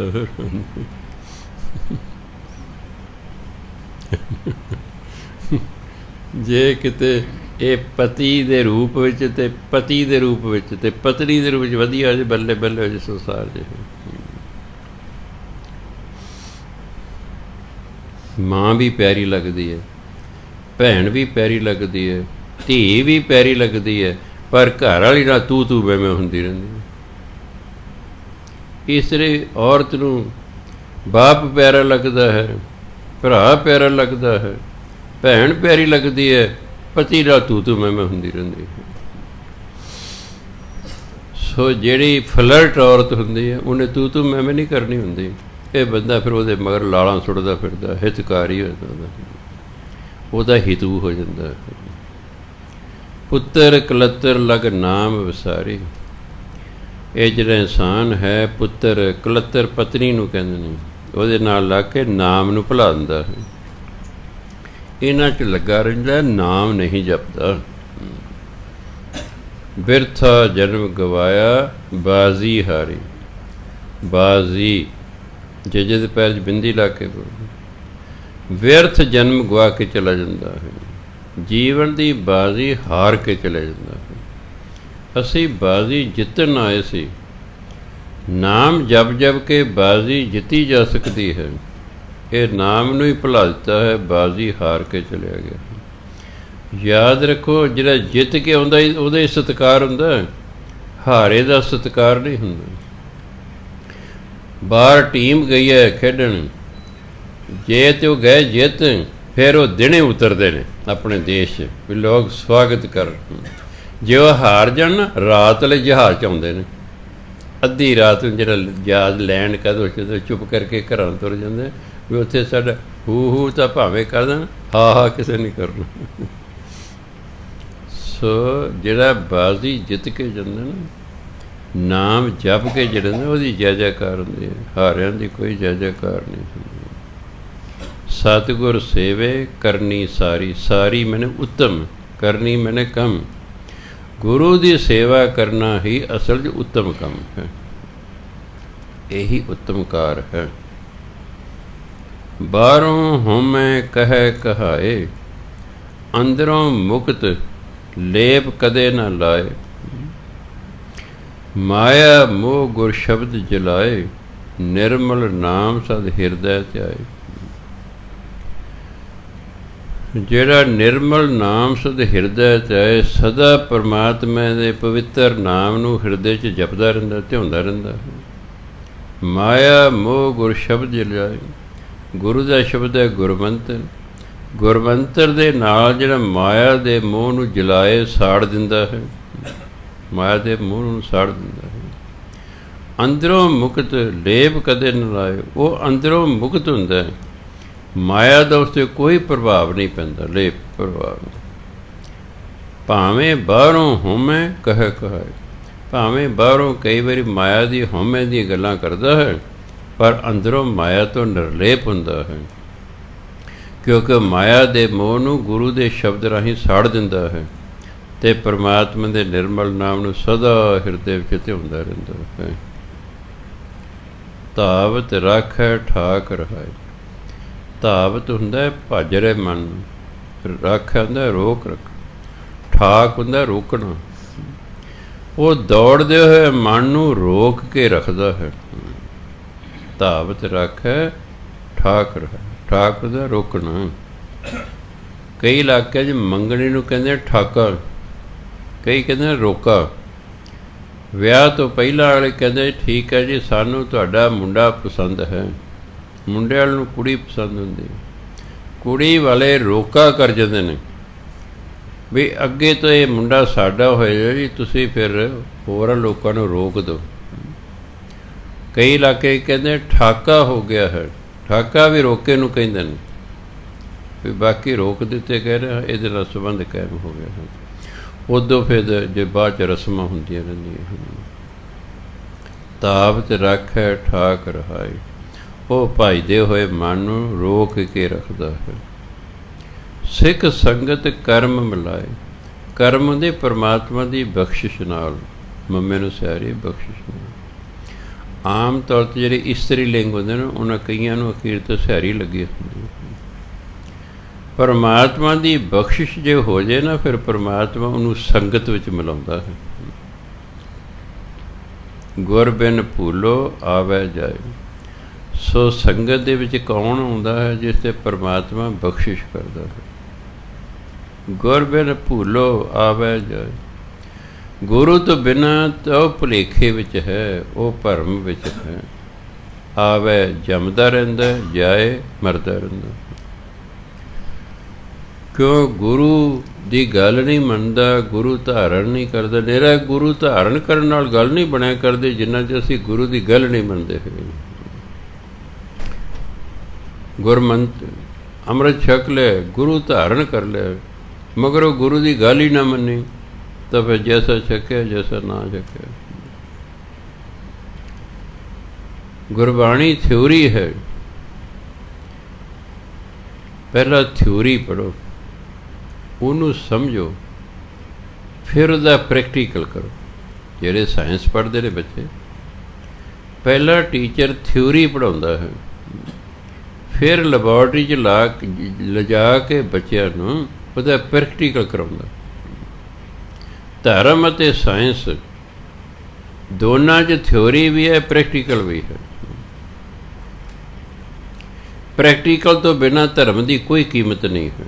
ਮੈਨੂੰ ਚਾਹੇ ਸਾਰਾ ਗੁਰੂ ਗ੍ਰੰਥ ਸਾਹਿਬ ਮੂੰਹ ਜ਼ਬਾਨੀ ਯਾਦ ਹੋਵੇ, ਅਗਰ ਮੇਰਾ ਜੀਵਨ ਗੁਰਬਾਣੀ ਅਨੁਸਾਰ ਨਹੀਂ ਤਾਂ ਨਹੀਂ ਕੋਈ ਗੱਲ ਬਣੀ, ਕਿਉਂਕਿ ਮੈਂ ਪ੍ਰੈਕਟੀਕਲ ਹੀ ਨਹੀਂ ਕਰਦਾ। ਥਿਊਰੀ ਨੂੰ ਰੱਟਾ ਲਾ ਰੱਖਿਆ। ਥਿਊਰੀ ਪੜ੍ਹਨੀ, ਥਿਊਰੀ ਗਾਉਣੀ, ਥਿਊਰੀ ਨੂੰ ਸਮਝਣਾ, ਥਿਊਰੀ ਨੂੰ ਸਮਝਾਉਣਾ ਆਸਾਨ ਹੈ, ਪਰ ਥਿਊਰੀ ਦਾ ਪ੍ਰੈਕਟੀਕਲ ਕਰਨਾ ਔਖਾ ਹੁੰਦਾ ਹੈ। ਜੇ ਪ੍ਰੈਕਟੀਕਲ ਆ ਜੇ, ਥਿਊਰੀ ਤਾਂ ਆਪੇ ਹੀ ਯਾਦ ਹੋ ਜਾਂਦੀ ਹੈ। ਉਹਨੂੰ ਫਿਰ ਥਿਊਰੀ ਨੂੰ ਰੱਟੇ ਲਾਉਣ ਦੀ ਲੋੜ ਨਹੀਂ ਪੈਂਦਾ, ਕਿਉਂਕਿ ਅਸੀਂ ਪ੍ਰੈਕਟੀਕਲੀ ਉਸ ਦਾ ਕਰ ਲਿਆ। ਸਾਇੰਸ ਅਤੇ ਧਰਮ ਪ੍ਰੈਕਟੀਕਲ 'ਤੇ ਖੜ੍ਹੇ ਹਨ। ਜਿਸ ਬੱਚੇ ਨੂੰ ਪ੍ਰੈਕਟੀਕਲ ਨਹੀਂ ਸਿਖਾਇਆ ਜਾਂਦਾ, ਉਹ ਵੀ ਵਧੀਆ ਨਹੀਂ ਬਣ ਸਕਦਾ। ਇਸੇ ਤਰ੍ਹਾਂ ਜਿਹੜਾ ਸਿੱਖ ਪ੍ਰੈਕਟੀਕਲ ਨਹੀਂ ਕਰਦਾ, ਪੜ੍ਹ ਲਿਆ ਹੈ, ਉਸ 'ਤੇ ਅਮਲ ਨਹੀਂ ਕਰਦਾ, ਤਾਂ ਨਹੀਂ ਗੱਲ ਬਣੇਗੀ। ਪੜ੍ਹੀ ਜਾਂਦਾ ਹੈ, ਅਮਲ ਨਹੀਂ ਕਰਦਾ ਹੈ। ਜਿੱਥੇ ਦਾ ਖੜਾ ਹੈ ਉੱਥੇ ਹੀ ਖੜਾ ਰਹਿੰਦਾ ਬੰਦਾ। ਭਾਵੇਂ ਬਾਣੀ ਪੜ੍ਹਨ ਦਾ, ਬਾਣੀ ਗਾਉਣ ਦਾ, ਬਾਣੀ ਸੁਣਨ ਦਾ, ਬਾਣੀ ਸੁਣਾਉਣ ਦਾ, ਕਥਾ ਕਰਨ ਦਾ, ਕਥਾ ਸੁਣਨ ਦਾ ਮਹਾਤਮ ਹੈ, ਪਰ ਗੱਲ 'ਤੇ ਜਾ ਕੇ ਮੰਨਣ ਨਾਲ ਮੰਨੀ। ਮੰਨੇ ਕੀ ਗਤ ਕਹੀ ਨਾ ਜਾਏ। ਮੰਨਣ ਨਾਲ ਜਾ ਕੇ ਸਾਰੀ ਗੱਲ ਮੰਨੀ। ਮੰਨਣ ਤੋਂ ਬਿਨਾਂ ਜ਼ਿੰਦਗੀ ਨਹੀਂ ਬਦਲਿਆ ਕਰਦੀ। ਨਿਰੀ ਥਿਊਰੀ ਨਾਲ ਜ਼ਿੰਦਗੀ ਨਹੀਂ ਬਦਲਦੀ। ਥਿਊਰੀ ਨਾਲ ਤਾਂ ਗਿਆਨ ਹੋ ਗਿਆ, ਗਿਆਨ ਹੋ ਗਿਆ। ਉਸ ਗਿਆਨ ਦੀ ਅਗਰ ਜ਼ਿੰਦਗੀ 'ਚ ਅਸੀਂ ਵਰਤੋਂ ਹੀ ਨਹੀਂ ਕਰਦੇ ਤਾਂ ਉਸ ਗਿਆਨ ਦਾ ਫਾਇਦਾ ਵੀ ਕੀ ਹੈ? ਇਸ ਲਈ ਗਿਆਨ ਓਨਾ ਕੋਈ ਇਕੱਠਾ ਕਰਨਾ ਚਾਹੀਦਾ ਜਿੰਨੀ ਕਿ ਸਾਨੂੰ ਲੋੜ ਹੈ। ਫਜ਼ੂਲ ਦਾ ਗਿਆਨ ਇਕੱਠਾ ਕਰੀ ਜਾਣ ਦਾ ਕਿਆ ਫਾਇਦਾ ਹੈ? ਇੱਕ ਵੀ ਗਿਆਨ ਦੀ ਗੱਲ ਮਿਲ ਗਈ, ਉਹਦਾ ਪ੍ਰੈਕਟੀਕਲ ਕਰੋ। ਫਿਰ ਦੂਜੀ ਗੱਲ ਸ਼ੁਰੂ ਕਰੋ। ਨਿਰਾ ਪੜ੍ਹੀ ਜਾਣ ਨਾਲ ਨਹੀਂ ਜ਼ਿੰਦਗੀ ਬਦਲੇਗੀ, ਜ਼ਿੰਦਗੀ ਮੰਨਣ ਨਾਲ ਬਦਲਿਆ ਕਰਦੀ ਹੈ। ਪੜ੍ਹ ਲਿਆ ਸਿਮਰੋਂ ਸਿਮਰ ਸਿਮਰ ਸੁਖ ਪਾਵੋਂ, ਕਲ ਕਲੇਸ਼ ਤਨ ਮਾਹੇ ਮਿਟਾਵੋਂ। ਪੰਚਮ ਪਾਤਸ਼ਾਹ ਕਹਿੰਦੇ ਮੈਂ ਸਿਮਰਨ ਕਰਦਾ ਹਾਂ, ਸਿਮਰਨ ਕਰਦਾ ਹਾਂ, ਸਿਮਰਨ ਕਰਦਾ ਹਾਂ। ਮੇਰੇ ਅੰਦਰ ਜੋ ਕਲਾ ਕਲੇਸ਼ ਹੈ, ਸਾਡੀਆਂ 5 ਇੰਦਰੀਆਂ ਅੰਦਰ ਕਲਾ ਕਲੇਸ਼ ਰੱਖਦੀਆਂ ਨੇ, ਉਹ ਖਤਮ ਹੋ ਜਾਏਗਾ, ਮਨ ਨੂੰ ਸ਼ਾਂਤੀ ਮਿਲ ਜਾਏਗੀ। ਸਿਮਰਨ ਕਰੋ ਜੀ, ਸਿਮਰਨ ਕਰੋ ਜੀ, ਸਿਮਰਨ ਕਰੋ ਜੀ, ਸਾਰੀ ਉਮਰ ਇਹੀ ਕਹੀ ਜਾਣਾ ਜੀ, ਨਹੀਂ ਗੱਲ ਬਣਨੀ। ਸਿਮਰਨ ਕਰਨਾ ਸ਼ੁਰੂ ਕਰੋ, ਫਿਰ ਉਹਦਾ ਨਤੀਜਾ ਵੇਖੋ। ਜਦੋਂ ਇੱਕ ਗੱਲ ਪ੍ਰਾਪਤ ਹੋ ਗਈ ਬਈ ਸਿਮਰਨ ਕਰਕੇ ਸੁੱਖ ਮਿਲਦਾ, ਜਦੋਂ ਸੁੱਖ ਮਿਲ ਗਿਆ ਫਿਰ ਅਗਲੀ ਲਾਈਨ ਦਾ ਅਮਲ ਕਰਨਾ ਸ਼ੁਰੂ ਕਰ ਦਿਓ, ਤਾਂ ਤੇ ਜਾ ਕੇ ਕੋਈ ਗੱਲ ਬਣੇਗੀ। ਨਹੀਂ ਤੇ ਫਿਰ ਇਸ ਤਰ੍ਹਾਂ ਵਾਰੀ ਵਾਰੀ ਚੱਕਰ ਕੱਟੀ ਜਾਣਾ, ਕਦੇ ਕਿਸੇ ਜਨਮ 'ਚ, ਕਦੇ ਕਿਸੇ ਜਨਮ 'ਚ। ਇੰਨਾ ਜ਼ਰੂਰ ਹੈ ਕਿ ਭਜਨ ਬੰਦਗੀ ਕਰਨ ਵਾਲੇ ਨੂੰ ਦੁਬਾਰਾ ਭਜਨ ਬੰਦਗੀ ਕਰਨ ਵਾਲਾ ਜੀਵਨ ਮਿਲਦਾ ਹੈ। ਵੀ ਇਹ ਬੰਦਾ ਰਹਿ ਗਿਆ ਅਧੂਰਾ, ਇਹ ਕਿਸੇ ਤਰ੍ਹਾਂ ਪੂਰਾ ਹੋ ਜਾਏ। ਅਗਲੇ ਜਨਮ 'ਚ ਵੀ ਅਸੀਂ ਪੂਰੇ ਨਹੀਂ ਹੋਏ, ਸਾਨੂੰ ਫਿਰ ਮਨੁੱਖਾ ਜੀਵਨ ਮਿਲੇਗਾ। ਅਗਰ ਅਸੀਂ ਭਜਨ ਬੰਦਗੀ ਕਰਦੇ ਰਹੇ, ਵਾਰੀ ਵਾਰੀ ਮਨੁੱਖਾ ਜੀਵਨ ਮਿਲੀ ਜਾਣਾ ਹੈ। ਉਹਨਾਂ ਚਿਰ ਮਿਲੀ ਜਾਣਾ ਹੈ ਜਿੰਨਾ ਚਿਰ ਅਸੀਂ ਬ੍ਰਹਮ ਗਿਆਨੀ ਨਹੀਂ ਹੋ ਜਾਂਦੇ। ਪਰ ਜੇ ਅਸੀਂ ਭਜਨ ਬੰਦਗੀ ਨਹੀਂ ਕਰਦੇ ਤਾਂ ਫਿਰ ਕੁੱਤੇ ਬਿੱਲੀ ਪਤਾ ਨਹੀਂ ਕੀ ਬਣਨਾ ਅਤੇ ਕੀ ਨਹੀਂ ਬਣਨਾ। ਇਸ ਕਰਕੇ ਜੇ ਅਸੀਂ ਚਾਹੁੰਦੇ ਕਿ ਸਾਡਾ ਜੀਵਨ ਵਧੀਆ ਹੋਵੇ ਤਾਂ ਥਿਊਰੀ ਪੜ੍ਹ ਕੇ ਵਧੀਆ ਨਹੀਂ ਹੋਣਾ, ਥਿਊਰੀ 'ਤੇ ਅਮਲ ਕਰਕੇ ਵਧੀਆ ਹੋਵੇ। ਅਮਲ ਸੇ ਬਣਤੀ ਹੈ ਜ਼ਿੰਦਗੀ, ਜੰਨਤ ਵੀ ਜਹੰਨਮ ਵੀ। ਫਾਰਸੀ 'ਚ ਸਵਰਗ ਨੂੰ ਕਹਿੰਦੇ ਨੇ ਜੰਨਤ, ਨਰਕ ਨੂੰ ਕਹਿੰਦੇ ਨੇ ਜਹੰਨਮ। ਕਰਮਾਂ ਨਾਲ ਹੀ ਜ਼ਿੰਦਗੀ ਸਵਰਗ ਬਣਦੀ, ਕਰਮਾਂ ਨਾਲ ਹੀ ਜ਼ਿੰਦਗੀ ਨਰਕ ਬਣਦੀ। ਸਾਡੇ ਕਰਮ ਹੀ ਸਾਡੀ ਜ਼ਿੰਦਗੀ ਨੂੰ ਸਵਰਗ ਬਣਾਉਂਦੇ, ਸਾਡੇ ਕਰਮ ਹੀ ਸਾਡੀ ਜ਼ਿੰਦਗੀ ਨੂੰ ਨਰਕ ਬਣਾ ਕੇ ਰੱਖ ਦਿੰਦੇ। ਇਸ ਲਈ ਗੁਰੂ ਮਹਾਰਾਜ ਕਹਿੰਦੇ ਨਜ਼ਰ ਕਰੇ ਸੰਯੋਗ ਬੁਲਾਏ। ਹਾਂ, ਜੇ ਪਰਮਾਤਮਾ ਆਪਣੀ ਕਿਰਪਾ ਦ੍ਰਿਸ਼ਟੀ ਕਰਦੇ ਫਿਰ ਇਸ ਜੀਵ ਨੂੰ ਆਪਣੇ ਨਾਲ ਮਿਲਾ ਲੈਂਦਾ, ਫਿਰ ਸਾਡੇ ਪਰਮਾਤਮਾ ਨਾਲ ਸੰਯੋਗ ਬਣ ਜਾਂਦੇ। ਰੂੜੋ ਕਹੂੰ ਨਾ ਕਿਹਾ ਜਾਏ, ਰੂੜੋ ਸੁੰਦਰ ਨੂੰ ਕਹਿੰਦੇ। ਜੇ ਮੈਂ ਪਰਮਾਤਮਾ ਨੂੰ ਸੁੰਦਰ ਕਹਿੰਦਾ ਹਾਂ, ਪਰਮਾਤਮਾ ਇੰਨਾ ਸੁੰਦਰ ਹੈ ਕਿ ਉਹਦੀ ਸੁੰਦਰਤਾ ਦਾ ਮੇਰੇ ਤੋਂ ਵਰਣਨ ਹੀ ਨਹੀਂ ਹੁੰਦਾ ਹੈ। ਉਹ ਇੰਨਾ ਸੁੰਦਰ ਹੈ ਕਿ ਉਹਦੀ ਸੁੰਦਰਤਾ ਦਾ ਵਰਣਨ ਹੀ ਹੁੰਦਾ, ਮੈਂ ਕਹਿ ਹੀ ਨਹੀਂ ਸਕਦਾ। ਅਕਥ ਕਥੋਂ ਨਾ ਕੀਮਤ ਪਾਈ। ਪਰਮਾਤਮਾ ਹੈਗਾ ਅਕਥ, ਜਿਹਦਾ ਕਥਨ ਕੀਤਾ ਹੀ ਨਹੀਂ ਜਾ ਸਕਦਾ। ਜੇ ਮੈਂ ਉਹਦਾ ਕਥਨ ਕਰਾਂ ਨਾ ਕੀਮਤ ਪਾਈ, ਮੈਂ ਉਹਦੀ ਕੀਮਤ ਪਾ ਹੀ ਨਹੀਂ ਸਕਦਾ। ਉਹ ਏਡਾ ਵੱਡਾ ਹੈ। ਸਭ ਦੁੱਖ ਤੇਰੇ ਸੂਖ ਰਜ਼ਾਈ, ਰਜ਼ਾਈ ਤੇਰੀ ਰਜ਼ਾ ਵਿੱਚ ਚੱਲਣ ਨਾਲ ਸਾਰੇ ਦੁੱਖ ਸੁੱਖਾਂ 'ਚ ਬਦਲ ਜਾਂਦੇ ਹਨ। ਸਭ ਦੁੱਖ ਤੇਰੇ ਸੂਖ ਰਜ਼ਾਈ, ਤੇਰੀ ਰਜ਼ਾ ਦੇ ਵਿੱਚ ਚੱਲਣ ਨਾਲ ਸਾਰੇ ਦੁੱਖ ਜਿਹੜੇ ਨੇ ਉਹ ਸੁੱਖ ਰੂਪ ਹੋ ਜਾਂਦੇ ਨੇ। ਕਿਉਂ ਹੋ ਜਾਂਦੇ ਨੇ? ਗਿਆਨ ਹੋ ਜਾਂਦਾ ਕਿ ਪਰਮਾਤਮਾ ਜੋ ਕਰ ਰਿਹਾ ਠੀਕ ਕਰ ਰਿਹਾ, ਬਸ ਫਿਰ ਦੁੱਖ ਹੀ ਕੋਈ ਨਹੀਂ। ਦੁੱਖ ਸਾਨੂੰ ਉਦੋਂ ਹੁੰਦਾ ਜੀ ਸਾਡੇ ਨਾਲ ਬੇਇਨਸਾਫੀ ਹੋਈ ਹੈ, ਉਦੋਂ ਦੁੱਖ ਹੈ। ਬ੍ਰਹਮ ਗਿਆਨ ਜਦੋਂ ਹੁੰਦਾ ਵੀ ਪਰਮਾਤਮਾ ਜੋ ਕਰ ਰਿਹਾ ਠੀਕ ਕਰ ਰਿਹਾ, ਬਸ ਉਹਦੀ ਰਜ਼ਾ 'ਚ ਰਹਿੰਦਾ। ਕਰ ਬਿਨ ਵਾਜਾ ਪਗ ਬਿਨ ਤਾਲਾ, ਜੇ ਸ਼ਬਦ ਬੁਝੇ ਤਾਂ ਸੱਚ ਨਿਹਾਲਾ। ਜਦੋਂ ਉਹ ਸ਼ਬਦ ਨੂੰ ਬੁੱਝ ਲੈਂਦਾ ਹੈ, ਪਰਮਾਤਮਾ ਦੇ ਹੁਕਮ ਨੂੰ ਜਾਣ ਲੈਂਦਾ ਹੈ, ਤਾਂ ਸੱਚ ਨਿਹਾਲਾ। ਉਹ ਪਰਮਾਤਮਾ ਨੂੰ ਵੇਖ ਸਕਦਾ ਹੈ। ਨਿਹਾਲ ਹੁੰਦਾ ਵੇਖਣਾ, ਇੱਕ ਨਿਹਾਲ ਹੁੰਦਾ ਆਨੰਦ ਦੀ ਅਵਸਥਾ। ਇੱਥੇ ਵੇਖ ਲੈਣਾ, ਪਰਮਾਤਮਾ ਨੂੰ ਵੇਖ ਲੈਣਾ, ਕਿਉਂਕਿ ਉਹਨੂੰ ਸ਼ਬਦ ਦੀ ਸੋਝੀ ਆ ਗਈ।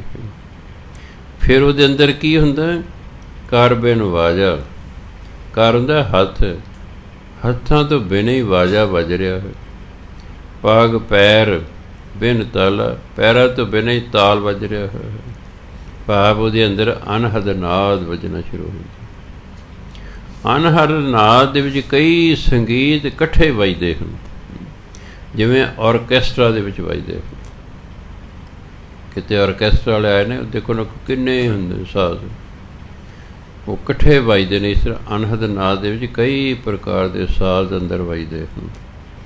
ਅੱਜ ਵੀ ਇੱਕ ਮੇਰੇ ਕੋਲ ਬੰਦਾ ਆਇਆ ਸੀ, ਕਹਿੰਦਾ ਜਦੋਂ ਬਾਬਾ ਜੀ ਮੈਂ 8-10 ਸਾਲਾਂ ਦਾ ਸੀ ਨਾ, ਮੈਨੂੰ ਅਨਹਦ ਨਾਦ ਸੁਣਦਾ ਸੀ, ਮੈਨੂੰ ਇੰਨਾ ਪਿਆਰਾ ਲੱਗਦਾ ਸੀ। ਮੈਂ ਕਿਤੇ ਨਾ ਐਸੀ ਥਾਂ 'ਤੇ ਬਹਿ ਜਾ ਜਿੱਥੇ ਮੈਨੂੰ ਕੋਈ ਨਾ ਹਿਲਾਏ ਛੇੜੇ, ਪਰ ਮੇਰਾ ਭਰਾ ਮੈਨੂੰ ਕਹਿੰਦਾ ਆਹ ਮੇਰੇ ਨਾਲ ਖੇਡਣ ਚੱਲੀਏ, ਕਹਿੰਦਾ ਮੈਨੂੰ ਡਿਸਟਰਬ ਕਰਦਾ ਰਹਿੰਦਾ ਸੀ।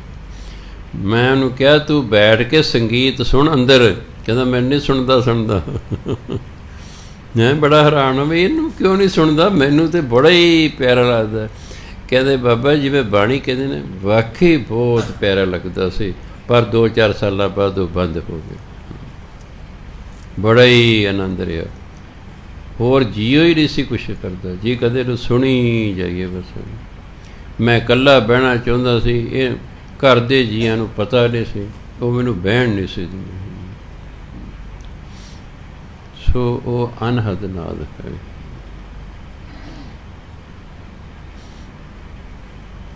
ਸੋ ਇਸ ਲਈ ਉਹਦਾ ਪਿਤਾ ਹੀ ਮੈਨੂੰ ਮਿਲਣ ਆਇਆ ਸੀ, ਜੋ ਮੈਂ ਤੁਹਾਨੂੰ ਦੱਸਿਆ 105 ਸਾਲਾਂ ਦਾ। ਇੱਕ ਹਫ਼ਤਾ ਪਹਿਲਾਂ ਉਹਨਾਂ ਦੇ ਘਰ ਜਾ ਕੇ ਅਸੀਂ ਪ੍ਰੋਗਰਾਮ 'ਤੇ, ਜਦੋਂ ਮੈਂ ਪਹਿਲੀ ਵਾਰ ਉਹਨਾਂ ਦੇ ਘਰ ਗਿਆ, ਲੰਗਰ ਛਕਣ ਲੱਗਾ, ਉਹ ਮੈਨੂੰ ਕਹਿੰਦਾ ਵੀ ਬਾਬਾ ਜੀ ਮੇਰੇ ਲਈ ਸੀਤ ਪ੍ਰਸਾਦ ਛੱਡ ਦਿਓ। ਭਾਈ ਤੁਸੀਂ ਤਾਂ ਮੇਰੇ ਤੋਂ ਬਹੁਤ ਵੱਡੇ ਹੋ, ਕੀ ਕਰੋਗੇ ਇਹ ਜੂਠੇ ਨੂੰ ਖਾ ਕੇ? ਮੈਂ ਕਿਹੜਾ ਕੋਈ ਸੰਤ ਮਹਾਤਮਾ ਹਾਂ? ਨਹੀਂ ਬਾਬਾ ਜੀ ਤੁਹਾਨੂੰ ਨਹੀਂ ਪਤਾ ਹੈ, ਤੁਹਾਨੂੰ ਆਪਣੇ ਬਾਰੇ ਨਹੀਂ ਪਤਾ ਹੈ। ਜ਼ਰੂਰ ਮੇਰੇ ਲਈ ਅੱਧੀ ਰੋਟੀ ਛੱਡੀ। ਚਲੋ ਮੈਂ ਛੱਡਤੀ, ਮੈਂ ਠੀਕ ਹੈ। 105 ਸਾਲਾਂ ਦਾ ਚੰਗਾ ਭਲਾ ਹੈ, ਮੈਨੂੰ ਮਿਲਣ ਆਏ ਇੱਥੇ।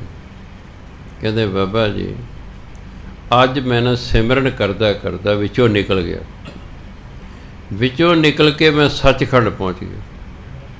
ਉੱਥੇ ਅੱਗੇ ਗੁਰੂ ਨਾਨਕ ਦੇਵ ਜੀ ਖੜ੍ਹੇ ਸਨ, ਉਹਨਾਂ ਮੈਨੂੰ ਸਾਰਾ ਸੱਚਖੰਡ ਘੁਮਾ ਫਿਰਾ ਕੇ ਦਿਖਾਇਆ। ਮੈਨੂੰ ਕਹਿੰਦੇ ਹੁਣ ਤੇਰੀ ਕੀ ਸਲਾਹ ਹੈ? ਕਹਿ ਜੀ ਮੈਨੂੰ ਜਿੱਥੋਂ ਲੈ ਉੱਥੇ ਛੱਡਿਓ। ਗੁਰੂ ਮਹਾਰਾਜ ਗੁੱਸਾ ਗਿਆ, ਕਹਿੰਦੇ ਇਹ ਗਧਾ ਹੈ, ਗਧਾ ਮੰਗਾਓ, ਗਧੇ 'ਤੇ ਚੜ੍ਹਾ ਕੇ ਇਹਨੂੰ ਛੱਡ ਕੇ ਆਓ। ਕਹਿੰਦਾ ਉਹਨੇ ਮੈਨੂੰ ਗਧੇ 'ਤੇ ਚੜ੍ਹਾਤਾ, ਛੱਡ ਕੇ ਵਾਪਸ। ਕਹਿੰਦੇ ਦੇਖੋ ਬਾਬਾ ਜੀ ਕਿਆ ਬਦਕਿਸਮਤੀ ਹੈ ਵੀ ਤੂੰ ਮੈਂ ਬੁੱਢਾ ਠਹਿਰਾ ਹੋ ਗਿਆ। ਮੈਂ ਕਹਿੰਦਾ ਨਾ ਮਹਾਰਾਜ ਜੀ ਇੱਥੇ ਹੀ ਰੱਖ ਲਓ, ਪਰ ਕਿਸਮਤ ਤੁਸੀਂ ਨਹੀਂ ਸੀ ਇੰਨੀ ਤਗੜੀ। ਜਦੋਂ ਕਿਸਮਤ ਪੂਰੀ ਤਗੜੀ ਨਾ ਹੋਵੇ ਉੱਥੇ ਸੋਝੀ ਨਹੀਂ ਆਉਂਦੀ, ਚਾਹੇ ਤੁਸੀਂ ਹੋ ਚਾਹੇ ਮੈਂ ਹਾਂ। ਕਹਿੰਦੇ ਚਲੋ ਮੈਂ ਜਵਾਨ ਹੁੰਦਾ, ਮੇਰੀ ਮਗਰ ਜ਼ਿੰਮੇਵਾਰੀ ਹੁੰਦੀ, ਕੋਈ ਹੋਰ ਗੱਲ ਸੀ ਜੀ ਵੀ ਮੈਂ ਜੇ ਆਪਣੇ ਪਰਿਵਾਰ ਨੂੰ ਸਮਝਾਵਾਂ ਮੈਂ ਚੱਲਿਆ ਹਾਂ ਅਤੇ ਮੈਂ ਜਹਾਂ ਨਹੀਂ। ਕਹਿੰਦਾ ਮੇਰੇ ਮੂੰਹ ਨਾ ਜੀ ਮੈਂ ਨਹੀਂ ਇੱਥੇ ਰਹਿਣਾ, ਮੈਨੂੰ ਜਿੱਥੋਂ ਉੱਥੇ ਛੱਡਿਓ। ਕਹਿੰਦਾ ਗੁਰੂ ਮਹਾਰਾਜ ਨਾਰਾਜ਼ ਹੋ ਗਏ ਮੈਨੂੰ, ਕਹਿੰਦੇ ਗਧਾ ਹੈ, ਮੰਗਾਓ ਗਧਾ, ਇਹਨੂੰ ਗਧੇ ਛੱਡ ਕੇ ਆਓ। ਕਹਿੰਦੇ ਗਧਾ ਆ ਗਿਆ, ਮੈਨੂੰ ਚੜ੍ਹਾ ਲਿਆ, ਵਾਪਸ ਛੱਡ ਗਏ। ਉਦੋਂ ਅਗਲੇ ਦਿਨ ਸਰੀਰ ਤਿਆਗ ਗਿਆ, ਲੇਟਿਆ ਹੋਇਆ ਸੀ, ਬਸ ਲੇਟਿਆ ਸਰੀਰ ਤਿਆਗ ਗਿਆ। ਪਰਿਵਾਰ ਨੇ ਸੋਚਿਆ ਵੀ ਅਜੇ ਅੱਜ ਜਾਗੇ ਨਹੀਂ, ਸਵੇਰੇ ਜਦੋਂ ਹਿਲਾ ਕੇ ਦੇਖਿਆ ਤਾਂ ਸਰੀਰ ਤਿਆਗ ਗਿਆ। ਇਸ ਲਈ ਇਹ ਕਿਸਮਤ ਵੀ ਚੰਗੀ ਚਾਹੀਦੀ ਹੈ, ਤਾਂ ਹੀ ਕੋਈ ਗੱਲ ਬਣਦੀ। ਸੋ ਫਿਰ ਜਦੋਂ ਅੰਦਰ ਪਰਮਾਤਮਾ ਦੇ ਦਰਸ਼ਨ ਹੁੰਦੇ ਨਾ, ਹੱਥਾਂ ਤੋਂ ਬਿਨਾਂ ਵਾਜਾ ਵੱਜਦਾ ਅੰਦਰ, ਪੈਰਾਂ ਤੋਂ ਬਿਨਾਂ ਅੰਦਰ ਤਾਲ ਪੂਰਿਆ ਜਾ ਰਿਹਾ ਹੈ। ਜੇ ਸ਼ਬਦ ਬੁੱਝੇ ਤਾਂ ਸੱਚ ਨਿਹਰ। ਜਦੋਂ ਇਹਨੂੰ ਨਾਮ ਦੀ ਸੋਝੀ ਆ ਜਾਂਦੀ ਨਾ, ਫਿਰ ਪਰਮਾਤਮਾ ਦੇ ਦਰਸ਼ਨ ਕਰਦਾ ਹੈ। ਅੰਤਰ ਸਾਜ ਸਭੇ ਸੁਖ ਨਾਲ। ਜਦੋਂ ਅੰਦਰ ਪਰਮਾਤਮਾ ਦਾ ਨਾਮ ਵਸ ਗਿਆ, ਪਰਮਾਤਮਾ ਵਸ ਗਿਆ, ਸਾਰੇ ਸੁੱਖ ਨਾਲ ਨੇ ਬਸ।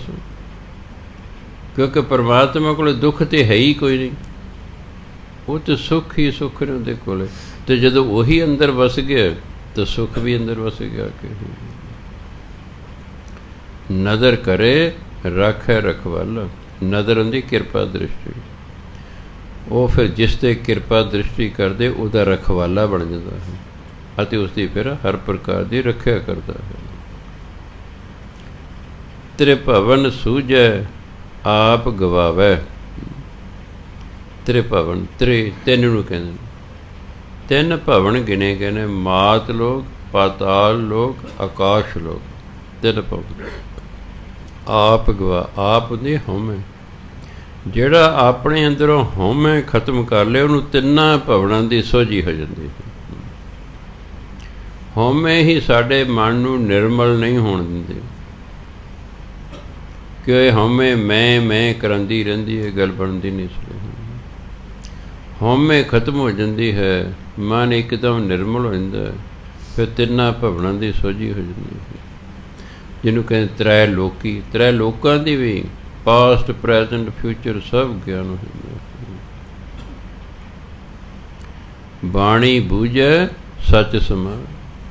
ਜਿਹੜਾ ਬਾਣੀ ਨੂੰ ਸਮਝ ਲੈਂਦਾ ਹੈ, ਭਾਵ ਜਿਹਦਾ ਜੀਵਨ ਬਾਣੀ ਅਨੁਸਾਰ ਹੋ ਜਾਂਦਾ ਹੈ, ਉਹ ਸੱਚ ਪਰਮਾਤਮਾ ਦੇ ਵਿੱਚ ਸਮਾ ਜਾਂਦਾ, ਲੀਨ ਹੋ ਜਾਂਦਾ। ਜਦੋਂ ਸਾਡਾ ਬਾਣੀ ਅਨੁਸਾਰ ਜੀਵਨ ਹੋ ਗਿਆ, ਸਾਡਾ ਪਰਮਾਤਮਾ ਨਾਲ ਮੇਲ ਹੋ ਜਾਣਾ। ਸ਼ਬਦ ਵਿਚਾਰੇ ਏਕ ਲਿਵਤਾਰ।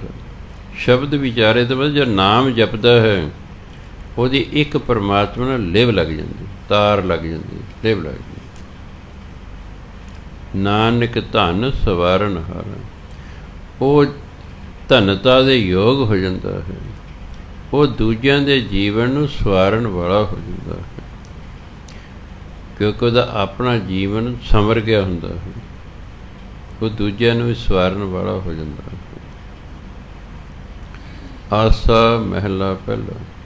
ਗੁਰੂ ਨਾਨਕ ਦੇਵ ਫਰਮਾਨ ਕਰਦੇ ਨੇ, ਲੇਖ ਅਸੰਖ ਲਿਖ ਲਿਖ ਮਾਨ।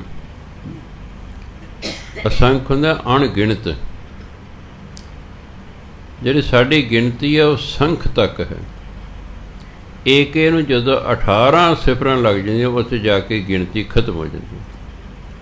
ਸਾਰੇ ਸੰਸਾਰ ਜਿੱਥੇ ਗਿਣਤੀ ਖਤਮ ਹੋ ਜਾਂਦੀ।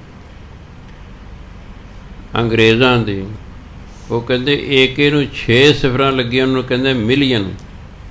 ਜਦੋਂ ਏਕੇ ਨੂੰ 12 ਸਿਫਰਾਂ ਲੱਗੀਆਂ, ਉਹਨੂੰ ਕਹਿੰਦੇ ਬਿਲੀਅਨ।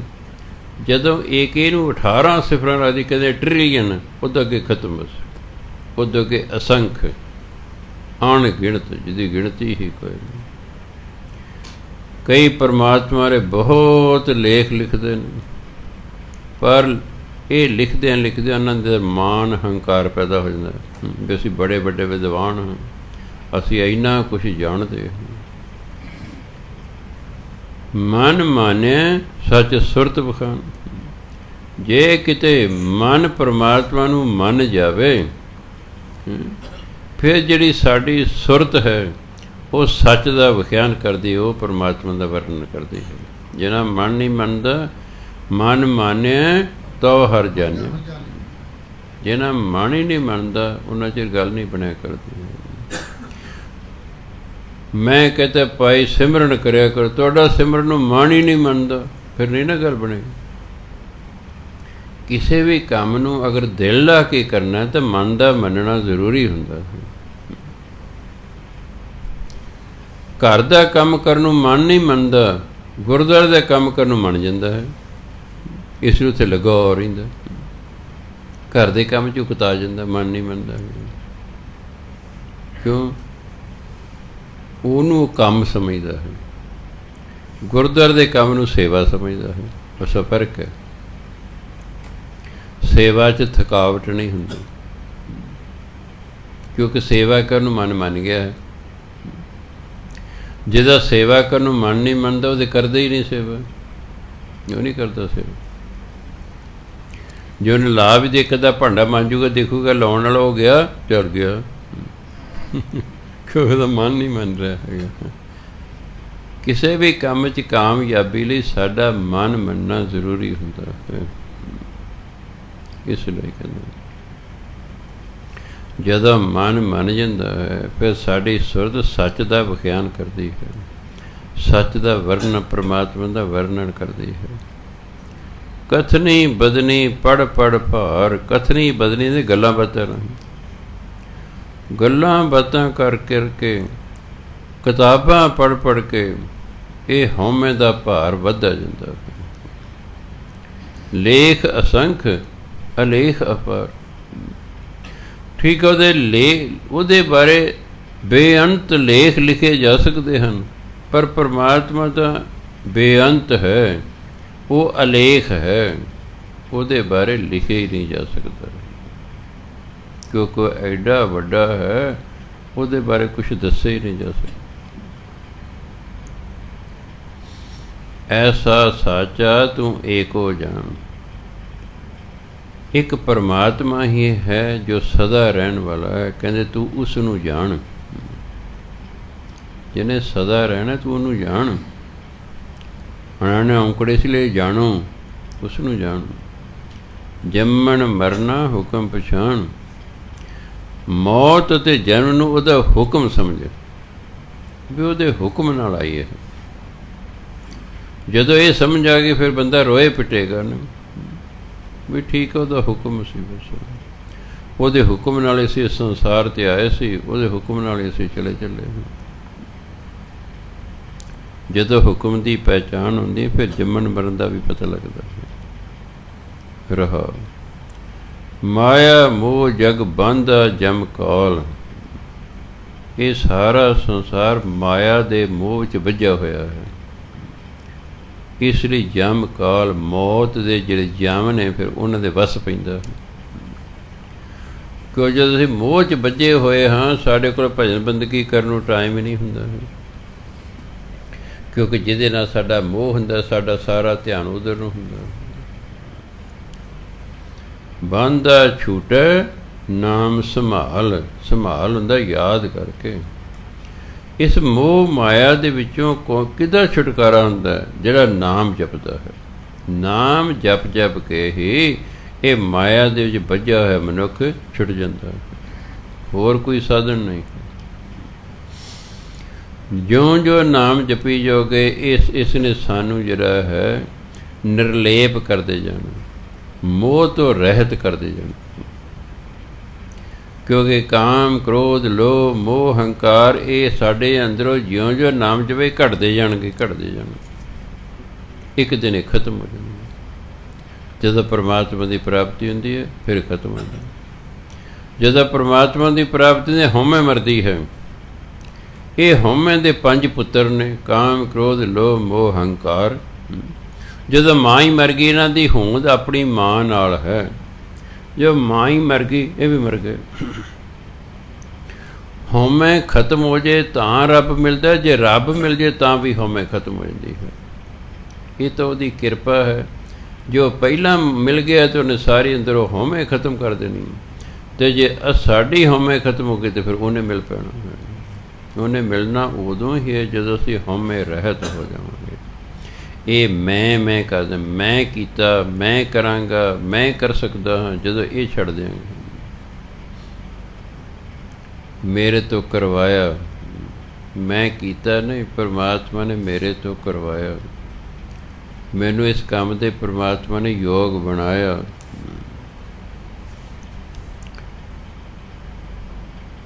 ਗੁਰ ਸੁਖ ਦਾਤਾ ਅਵਰ ਨਾ ਪਾਲ। ਜਿਹੜਾ ਗੁਰੂ ਹੈ ਇਹੀ ਸੁੱਖਾਂ ਦਾ ਦਾਤਾ ਹੈ। ਕਹਿੰਦੇ ਹੋਰ ਕੋਈ ਦਾਤਾ ਨਾ ਭਾਲ, ਵੀ ਤੈਨੂੰ ਕਿਤੋਂ ਹੋਰ ਸੁੱਖ ਮਿਲਣਗੇ। ਗੁਰੂ ਸੁੱਖਾਂ ਦਾ ਦਾਤਾ ਹੈ, ਉਹਨੇ ਤੈਨੂੰ ਸੁੱਖ ਦੇਣਾ। ਗੁਰੂ ਮਹਾਰਾਜ ਸਾਨੂੰ ਸੁਖੀ ਹੋਣ ਦਾ ਢੰਗ ਦੱਸਦੇ ਨੇ। ਅਸੀਂ ਫਿਰ ਉਸ ਢੰਗ ਨੂੰ ਅਪਣਾਉਣਾ ਹੈ ਅਤੇ ਸੁਖੀ ਹੋ ਜਾਣਾ। ਗੁਰੂ ਹੁਣ ਸਾਡੀ ਬਾਣੀ ਹੈ। ਬਾਣੀ ਸਾਨੂੰ ਸੁਖੀ ਹੋਣ ਦਾ ਢੰਗ ਦੱਸਦੀ ਹੈ। ਜਦੋਂ ਅਸੀਂ ਬਾਣੀ ਨੂੰ ਮੰਨ ਲਵਾਂਗੇ, ਅਸੀਂ ਸੁਖੀ ਹੋ ਜਾਵਾਂਗੇ। ਮੈਨੂੰ ਮੰਨ ਲਓ ਗੁਰੂ ਨੇ ਢੰਗ ਦੱਸਦਾ, ਮੈਂ ਉਹ ਢੰਗ ਵਰਤਦਾ ਹੀ ਨਹੀਂ ਹੈਗਾ, ਫਿਰ ਨਹੀਂ ਨਾ ਗੱਲ ਬਣਦੀ। ਹੋਰ ਗੁਰੂ ਨੇ ਕੋਈ ਝੁਰਲੂ ਨਹੀਂ ਫੇਰਨਾ ਹੁੰਦਾ ਵੀ ਜਾ ਤੂੰ ਅੱਜ ਤੋਂ ਸੁਖੀ, ਫਿਰ ਤਾਂ ਨਾਮ ਜਪਣ ਦੀ ਕੋਈ ਲੋੜ ਨਹੀਂ, ਸੁਖ ਹੋਈ ਗੱਲ ਖਤਮ ਹੋ ਗਈ। ਉਹ ਕਹਿੰਦੇ ਸ਼ੁਭ ਕਰਮ ਕਰ, ਨਾਮ ਜਪ, ਹੋ ਜਾਏਗਾ ਸੁਖੀ। ਕਈ ਬੰਦੇ ਸ਼ੁਭ ਕਰਮ ਕਰਦੇ ਨੇ, ਉਹ ਤਾਂ ਬਹੁਤ ਚੰਗੀ ਗੱਲ, ਵਧੀਆ ਇਨਸਾਨ ਨੇ ਉਹ, ਪਰ ਜੋ ਨਾਮ ਨਹੀਂ ਜਪਦੇ ਇਹ ਜੰਮਣ ਮਰਨ ਦੇ ਚੱਕਰ 'ਚ ਪਏ ਰਹਿਣਗੇ। ਪਰਮਾਤਮਾ ਸਾਨੂੰ ਇਸ ਜੰਮਣ ਮਰਨ ਦੇ ਚੱਕਰ 'ਚੋਂ ਕੱਢਣਾ ਚਾਹੁੰਦਾ ਹੈ। ਉਹ ਕਹਿੰਦਾ ਮੇਰਾ ਨਾਮ ਜਪ ਜੀ ਕਹੇ, ਮੇਰੇ ਨਾਲ ਮਿਲ ਜਾਓ, ਤੁਸੀਂ ਨਿਬੜਿਆ ਕੰਮ। ਅਸੀਂ ਆਪਣੇ ਵੱਲੋਂ ਲੱਗੇ ਰਹਿਣਾ, ਲੱਗੇ ਰਹਿਣਾ, ਲੱਗੇ ਰਹਿਣਾ। ਇਸ ਜਨਮ 'ਚ ਨਹੀਂ ਹੋਏਗਾ, ਅਗਲੇ 'ਚ ਸਹੀ, ਅਗਲੇ 'ਚ ਨਹੀਂ ਹੋਏਗਾ, ਅਗਲੇ 'ਚ ਸਹੀ। 5 ਜਨਮ ਤਾਂ ਮੈਨੂੰ ਹੋ ਗਏ ਲੱਗੇ ਹੋਏ ਨੂੰ, ਉਹ ਤੋਂ ਪਹਿਲਾਂ ਪਤਾ ਲੱਗਾ ਸੀ, ਮੈਂ ਨਹੀਂ ਲੱਗਾ। ਗੁਰੂ ਨਾਨਕ ਦੇਵ ਜੀ ਆਏ ਸਨ ਰਾਜਾ ਸ਼ਿਵ ਨਾਭ ਨੂੰ ਮਿਲਣ। ਕਿੱਥੇ? ਸੰਗਲਾ ਦੀਪ। ਸੰਗਲਾ ਦੀਪ ਮਿਲਣ ਆਏ। ਉੱਥੇ ਰਾਜੇ ਨੇ, ਅਸੀਂ ਉਦੋਂ ਮੰਤਰੀ ਹੁੰਦੇ ਸੀ, ਰਾਜੇ ਨੇ ਮੈਨੂੰ ਤੇ 2 ਹੋਰ ਮੰਤਰੀਆਂ ਦੀ ਡਿਊਟੀ ਲਾਤੀ ਵੀ ਤੁਸੀਂ ਗੁਰੂ ਨਾਨਕ ਦੀ ਸੇਵਾ ਕਰਨੀ ਜਿੰਨਾ ਸਮਾਂ ਇੱਥੇ ਰਹਿਣ। ਉੱਥੇ 18 ਛੋਟੇ ਛੋਟੇ ਟਾਪੂ ਸਨ, ਆਈਲੈਂਡ। ਅਗਰ ਤੁਸੀਂ ਸੰਸਾਰ ਦਾ ਨਕਸ਼ਾ ਵੇਖੋ, ਸਮੁੰਦਰ ਦੇ ਵਿੱਚ ਬੜੇ ਛੋਟੇ ਛੋਟੇ ਖੱਬੇ ਪਾਸੇ। ਇਸ ਲਈ ਸੰਗਲਾ ਦੀਪ ਕਹਿੰਦੇ, ਜਿਵੇਂ ਸੰਗਲੀ ਬਣੀ ਹੁੰਦੀ ਹੈ ਇਸ ਤਰ੍ਹਾਂ ਛੋਟੇ ਛੋਟੇ 18 ਨੇ। ਗੁਰੂ ਮਹਾਰਾਜ ਹਰ ਰੋਜ਼ ਇੱਕ ਦੀਪ 'ਤੇ ਜਾਂਦੇ ਸਨ, ਫਿਰ ਵਾਪਸ ਰਾਜਾ ਸ਼ਿਵ ਨਾਭ ਕੋਲ ਆ ਜਾਂਦੇ ਸਨ। ਉੱਥੋਂ ਫਿਰ ਜਿਹੜਾ ਹੈ, ਕਿਉਂਕਿ ਰਾਜਾ ਗੁਰੂ ਦਾ ਸਿੱਖ ਹੋ ਗਿਆ, ਫਿਰ ਅਸੀਂ ਹੋਣਾ ਹੀ ਹੋਣਾ ਸੀ। ਉੱਥੋਂ ਫਿਰ ਭਜਨ ਬੰਦਗੀ ਸ਼ੁਰੂ ਹੋ ਗਈ। ਫਿਰ ਕਦੇ ਕਿਤੇ, ਕਦੇ ਕਿਤੇ, ਕਦੇ ਬੋਧੀ ਅਤੇ ਕਦੇ ਪੰਡਤ ਦਾ ਜਿਹੜਾ ਕਦੇ ਮੰਦਰ ਦਾ ਪੁਜਾਰੀ, ਐਂ ਚੱਲਦਾ ਰਿਹਾ। ਚੱਲਦੇ 10ਵੇਂ ਪਾਤਸ਼ਾਹ ਦੇ ਦਰਬਾਰ 'ਚ ਆ ਗਏ, ਉੱਥੇ ਸਿੱਖੀ ਧਾਰਨ ਕਰ ਲਈ। ਫਿਰ ਅੱਗੇ ਸਿੱਖੀ ਜੀਵਨ ਮਿਲਣਾ ਸ਼ੁਰੂ ਹੋ ਗਿਆ, ਕਿਉਂਕਿ ਅਜੇ ਭਜਨ ਬੰਦਗੀ ਪੂਰੀ ਨਹੀਂ ਹੋਈ। ਇਸ ਲਈ ਅਜੇ ਪਤਾ ਨਹੀਂ ਕਿੰਨੇ ਜਨਮ ਹੋਰ ਲੈਣੇ ਪੈਣਗੇ, ਪਰ ਕਿਉਂਕਿ ਹਰ ਜਨਮ 'ਚ ਭਜਨ ਬੰਦਗੀ ਕਰਨ ਕਾਰਨ ਹਰ ਵਾਰੀ ਮਨੁੱਖਾ ਜੀਵਨ ਮਿਲਦਾ ਹੈ ਅਤੇ ਹਰ ਵਾਰੀ ਭਜਨ ਬੰਦਗੀ ਦੇ ਮੌਕੇ ਮਿਲਦੇ ਨੇ।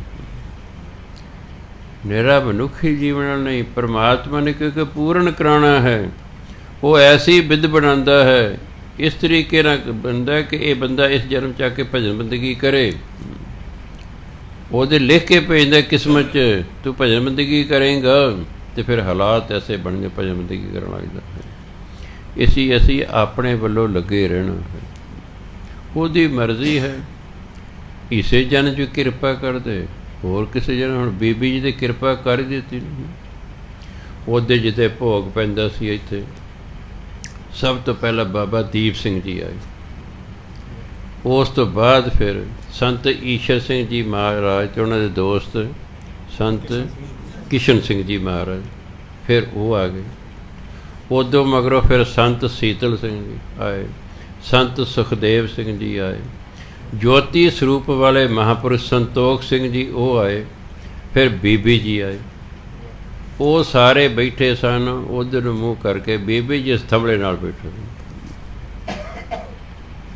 ਸੰਤ ਈਸ਼ਰ ਸਿੰਘ ਜੀ ਕਹਿੰਦੇ ਬਈ ਤੁਹਾਡਾ ਜਿਹੜਾ ਇੱਕ ਹੈਗਾ ਕਾਰ ਪਾਰਕਿੰਗ, ਇੱਕ ਸਕੂਟਰ ਪਾਰਕਿੰਗ। ਮੈਂ ਹਾਂਜੀ। ਕਹਿੰਦੇ ਇਹ ਨਾ 3 ਮਹਾਂਪੁਰਖਾਂ ਦੀ ਯਾਦ ਦੇ ਬੋਰਡ ਲਾਉਣਾ। ਮੈਂ ਜੀ ਕਿਹਦਾ? ਕਹਿੰਦੇ ਸੰਤ ਅਲੌਰਾ ਸਾਹਿਬ ਵਾਲੇ ਸੰਤ ਸੁਖਦੇਵ ਸਿੰਘ ਜੀ ਅਲੌਰਾ ਸਾਹਿਬ, ਸੰਤ ਸੀਤਲ ਸਿੰਘ ਜੀ ਥੇੜੀ ਸਾਹਿਬ ਵਾਲੇ, ਸੰਤ ਸੰਤੋਖ ਸਿੰਘ ਜੀ ਜੋਤੀ ਸਰੂਪ ਵਾਲੇ। ਇਹ ਤਿੰਨਾਂ ਦੇ ਨਾਲ ਵੀ ਇਹਨਾਂ ਦੀ ਯਾਦ ਵਿੱਚ ਇੱਕ ਕਾਰ ਪਾਰਕਿੰਗ ਹੈ। ਇਸ ਤਰ੍ਹਾਂ ਇਹਨਾਂ ਤਿੰਨਾਂ ਦੇ ਬੋਰਡ ਦੇ ਨਾਲ ਇਹਨਾਂ ਦੀ ਯਾਦ ਦੇ ਵਿੱਚ ਸਕੂਟਰ ਪਾਰਕਿੰਗ ਹੈ। ਬਾਬਾ ਦੀਪ ਸਿੰਘ ਜੀ ਕਹਿੰਦੇ ਵੀ ਬੀਬੀ ਜੀ ਦੀ ਇਹਦੀ ਯਾਦ 'ਚ ਵੀ ਕੁਛ ਹੋਣਾ ਚਾਹੀਦਾ ਹੈ। ਹਾਂ, ਕਹਿੰਦੇ ਹੋਣਾ ਚਾਹੀਦਾ। ਇਹ ਦੱਸੋ। ਫਿਰ ਸੰਤ ਈਸ਼ਰ ਸਿੰਘ ਜੀ ਮਹਾਰਾਜ ਕਹਿੰਦੇ ਭਾਈ ਜਿਹੜਾ ਰਸੋਈ ਘਰ ਹੈ ਉੱਥੇ ਲਿਖਣਾ ਹੈ ਮਾਤਾ ਸੁਰਜੀਤ ਕੌਰ ਦੀ ਯਾਦ ਵਿੱਚ ਰਸੋਈ ਘਰ, ਅਤੇ ਜਿੱਥੇ ਤੁਸੀਂ ਹੇਠਾਂ ਲੰਗਰ ਵਰਤਾਉਂਦੇ ਉੱਥੇ ਲਿਖਣਾ ਮਾਤਾ ਸੁਰਜੀਤ ਕੌਰ ਦੀ ਯਾਦ ਵਿੱਚ ਲੰਗਰ ਹਾਲ। ਅਤੇ ਬਾਬਾ ਕਸ਼ਮੀਰਾ ਸਿੰਘ ਤੋਂ ਇਸ ਦਾ ਉਦਘਾਟਨ ਕਰਵਾਉਣਾ ਹੈ। ਮੈਂ 27 ਤਰੀਕ ਨੂੰ ਬਰਸੀ ਸੀ ਮਹਾਂਪੁਰਖਾਂ ਦੀ, ਮੈਂ ਉਹਨਾਂ ਕੋਲ ਗਿਆ। ਉਹ ਕਹਿੰਦੇ ਵੀ ਮੈਂ 1 ਜੁਲਾਈ ਨੂੰ ਜਿਹੜਾ ਹੈ ਕੈਨੇਡਾ ਪਰ ਕਿ ਦੱਸਿਆ ਉੱਥੇ ਚਲੇ ਜਾਣਾ, ਮੈਂ 10 ਅਗਸਤ ਨੂੰ ਵਾਪਸ ਆਵਾਂਗਾ, ਫਿਰ ਤੁਸੀਂ ਮੈਨੂੰ ਸੱਦ ਲਿਓ ਉੱਥੇ, ਉਹਨੇ 'ਚ ਬੋਰਡ ਬਣਾ ਲਿਓ, ਫਿਰ ਕਿਸੇ ਐਤਵਾਰ ਮੈਨੂੰ ਸੱਦ ਲਿਓ, ਨਾਲੇ ਕਥਾ ਕੀਰਤਨ ਕਰਾਵਾਂਗੇ, ਨਾਲੇ ਉਦਘਾਟਨ ਕਰਾਂਗੇ। ਭਜਨ ਬੰਦਗੀ ਕੀਤੀ, 22 ਸਾਲ ਸੇਵਾ ਕੀਤੀ, 92 ਤੋਂ ਲੈ ਕੇ 13 ਸਨ ਤੱਕ। ਫਿਰ ਤਾਂ ਚਲੋ ਹੁਣ 60 ਵੱਜ ਗਈ ਸੀ, ਸੇਵਾ ਨਹੀਂ ਕਰ ਬੈਠੇ ਰਹਿੰਦੇ ਸੀ। ਸੋ ਇੰਨੇ ਸਾਲ ਉਹਨਾਂ ਸੰਗਤ ਦੀ ਸੇਵਾ ਕੀਤੀ। ਭਜਨ ਬੰਦਗੀ ਉਹ ਸ਼ੁਰੂ ਤੋਂ ਹੀ ਕਰਦੇ ਸਨ। ਭਜਨ ਬੰਦਗੀ ਉਹ ਮੇਰੇ ਤੋਂ ਵੀ ਪਹਿਲਾਂ ਉਮਰ 'ਚ ਲੱਗ ਗਏ ਸਨ ਭਜਨ ਬੰਦਗੀ ਕਰ।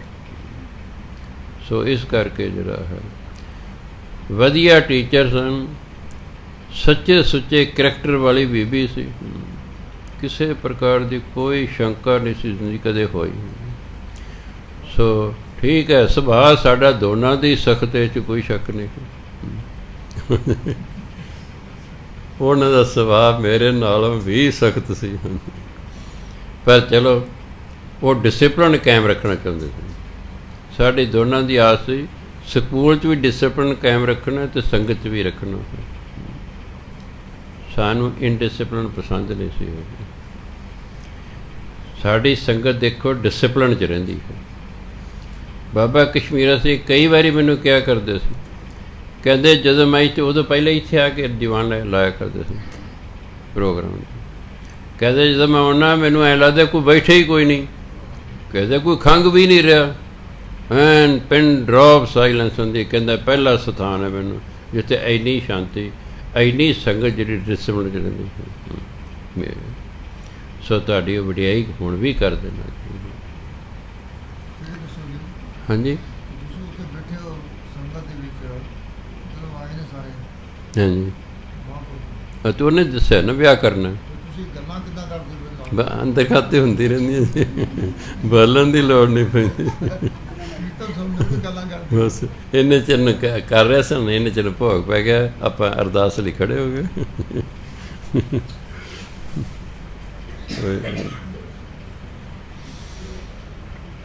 ਵਾਹਿਗੁਰੂ। ਉਹਨਾਂ ਨਾਲ ਫਿਰ ਗੱਲਾਂ ਅੱਖਾਂ ਬੰਦ ਕਰਕੇ ਹੁੰਦੀਆਂ, ਖੁੱਲੀਆਂ ਨਾਲ ਨਹੀਂ। ਜਦੋਂ ਕੋਈ ਰੂਹ ਆਉਂਦੀ ਹੈ ਨਾ, ਧੱਕੇ ਨਾਲ ਅੱਖਾਂ ਬੰਦ, ਇੱਕ ਵਾਰ ਦੇਖਿਆ ਫਿਰ ਅੱਖਾਂ ਬੰਦ ਹੋ ਜਾਂਦੀਆਂ, ਵੈਰਾਗ ਆਉਣਾ ਸ਼ੁਰੂ ਹੋ ਜਾਂਦਾ।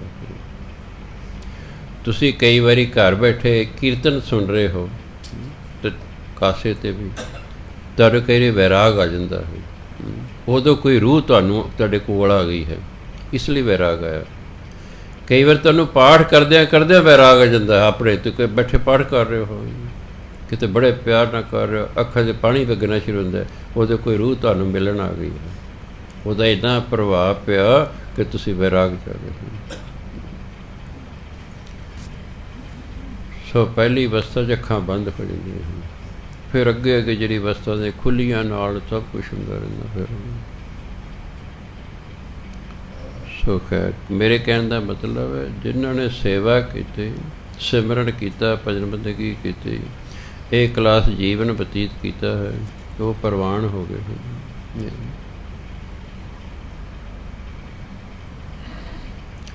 ਗੁਰੂ ਮਹਾਰਾਜ ਕਹਿੰਦੇ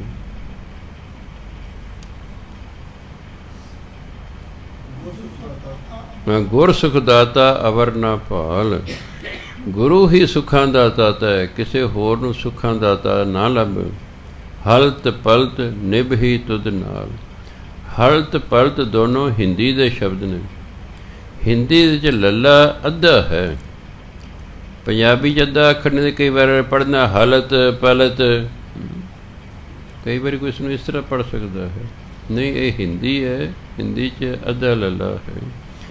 ਜਦੋਂ ਅੱਧਾ ਅੱਖਰ ਉਹਨਾਂ ਨੂੰ ਫਿਰ ਤੇਜ਼ੀ ਨਾਲ ਬੋਲਿਆ ਜਾਂਦਾ, ਹਲਤ ਪਲਤ ਲੋਕ ਪਰਲੋਕ ਨਿਭ ਹੀ ਤੁਧ ਨਾਲ। ਇਹ ਪਰਮਾਤਮਾ ਤੇਰਾ ਨਾਮ ਹੈ, ਹੇ ਇਨਸਾਨ ਲੋਕ ਪਰਲੋਕ ਤੇਰੇ ਨਾਲ ਨਿਭੇਗਾ। ਸੋ ਇਸੇ ਸਾਨੂੰ ਨਾਮ ਜਪਦੇ ਰਹਿਣਾ ਚਾਹੀਦਾ। ਲੋਕ 'ਚ ਵੀ ਸਾਡੀ ਸਹਾਇਤਾ ਕਰਦਾ ਹੈ, ਸਾਡੇ ਕਾਰਜ ਸਵਾਰਦਾ ਹੈ, ਸਾਡਾ ਆਦਰ ਮਾਣ ਵਧਾਉਂਦਾ ਹੈ। ਬੱਲੇ ਬੱਲੇ ਨਾਮ ਕਰਵਾਉਂਦਾ ਹੈ। ਉਹਨਾਂ ਨੇ ਨਾਮ ਹੀ ਜਪੇ ਨਾ ਜਿਹੜੇ ਆਏ, ਕਦੋਂ ਦੇ ਬਾਬਾ ਦੀਪ ਸਿੰਘ ਸਰੀਰ ਤਿਆਗਨ ਜਪ ਬੈਠੇ। ਵੈਸੇ ਗੁਰੂ ਮਹਾਰਾਜ ਕਿਰਪਾ ਕਰਨ, ਜਿੰਨਾ ਵੀ ਸਾਡਾ ਜੀਵਨ ਥੋੜ੍ਹਾ ਬਹੁਤਾ ਜੋ ਵੀ ਹੈ ਰਹਿੰਦਾ, ਅਸੀਂ ਭਜਨ ਬੰਦਗੀ ਨਾਲ ਜੁੜੇ ਰਹੀਏ, ਕਿਉਂਕਿ ਮਨ ਹੈ, ਮਨ ਖੋਟਾ ਹੈ, ਇਹਦਾ ਕੋਈ ਪਤਾ ਨਹੀਂ ਹੈ। ਇਸ ਲਈ ਅਰਦਾਸਾਂ ਕਰਦੇ ਰਹੀਦੇ, ਸੱਚੇ ਪਾਤਸ਼ਾਹ ਤੂੰ ਇਸ ਪਾਸੇ ਲਾਇਆ, ਹੁਣ ਅੰਤਲੇ ਸਮੇਂ ਤੱਕ ਇਸ ਪਾਸੇ ਹੀ ਲਾਈ ਰੱਖੀ। ਸਤਿਕਾਰਯੋਗ ਸਾਧ ਸੰਗਤ, ਸਮਾਂ ਹੋ ਗਿਆ। ਵਾਹਿਗੁਰੂ ਜੀ ਕਾ ਖਾਲਸਾ, ਵਾਹਿਗੁਰੂ ਜੀ ਕੀ ਫਤਿਹ।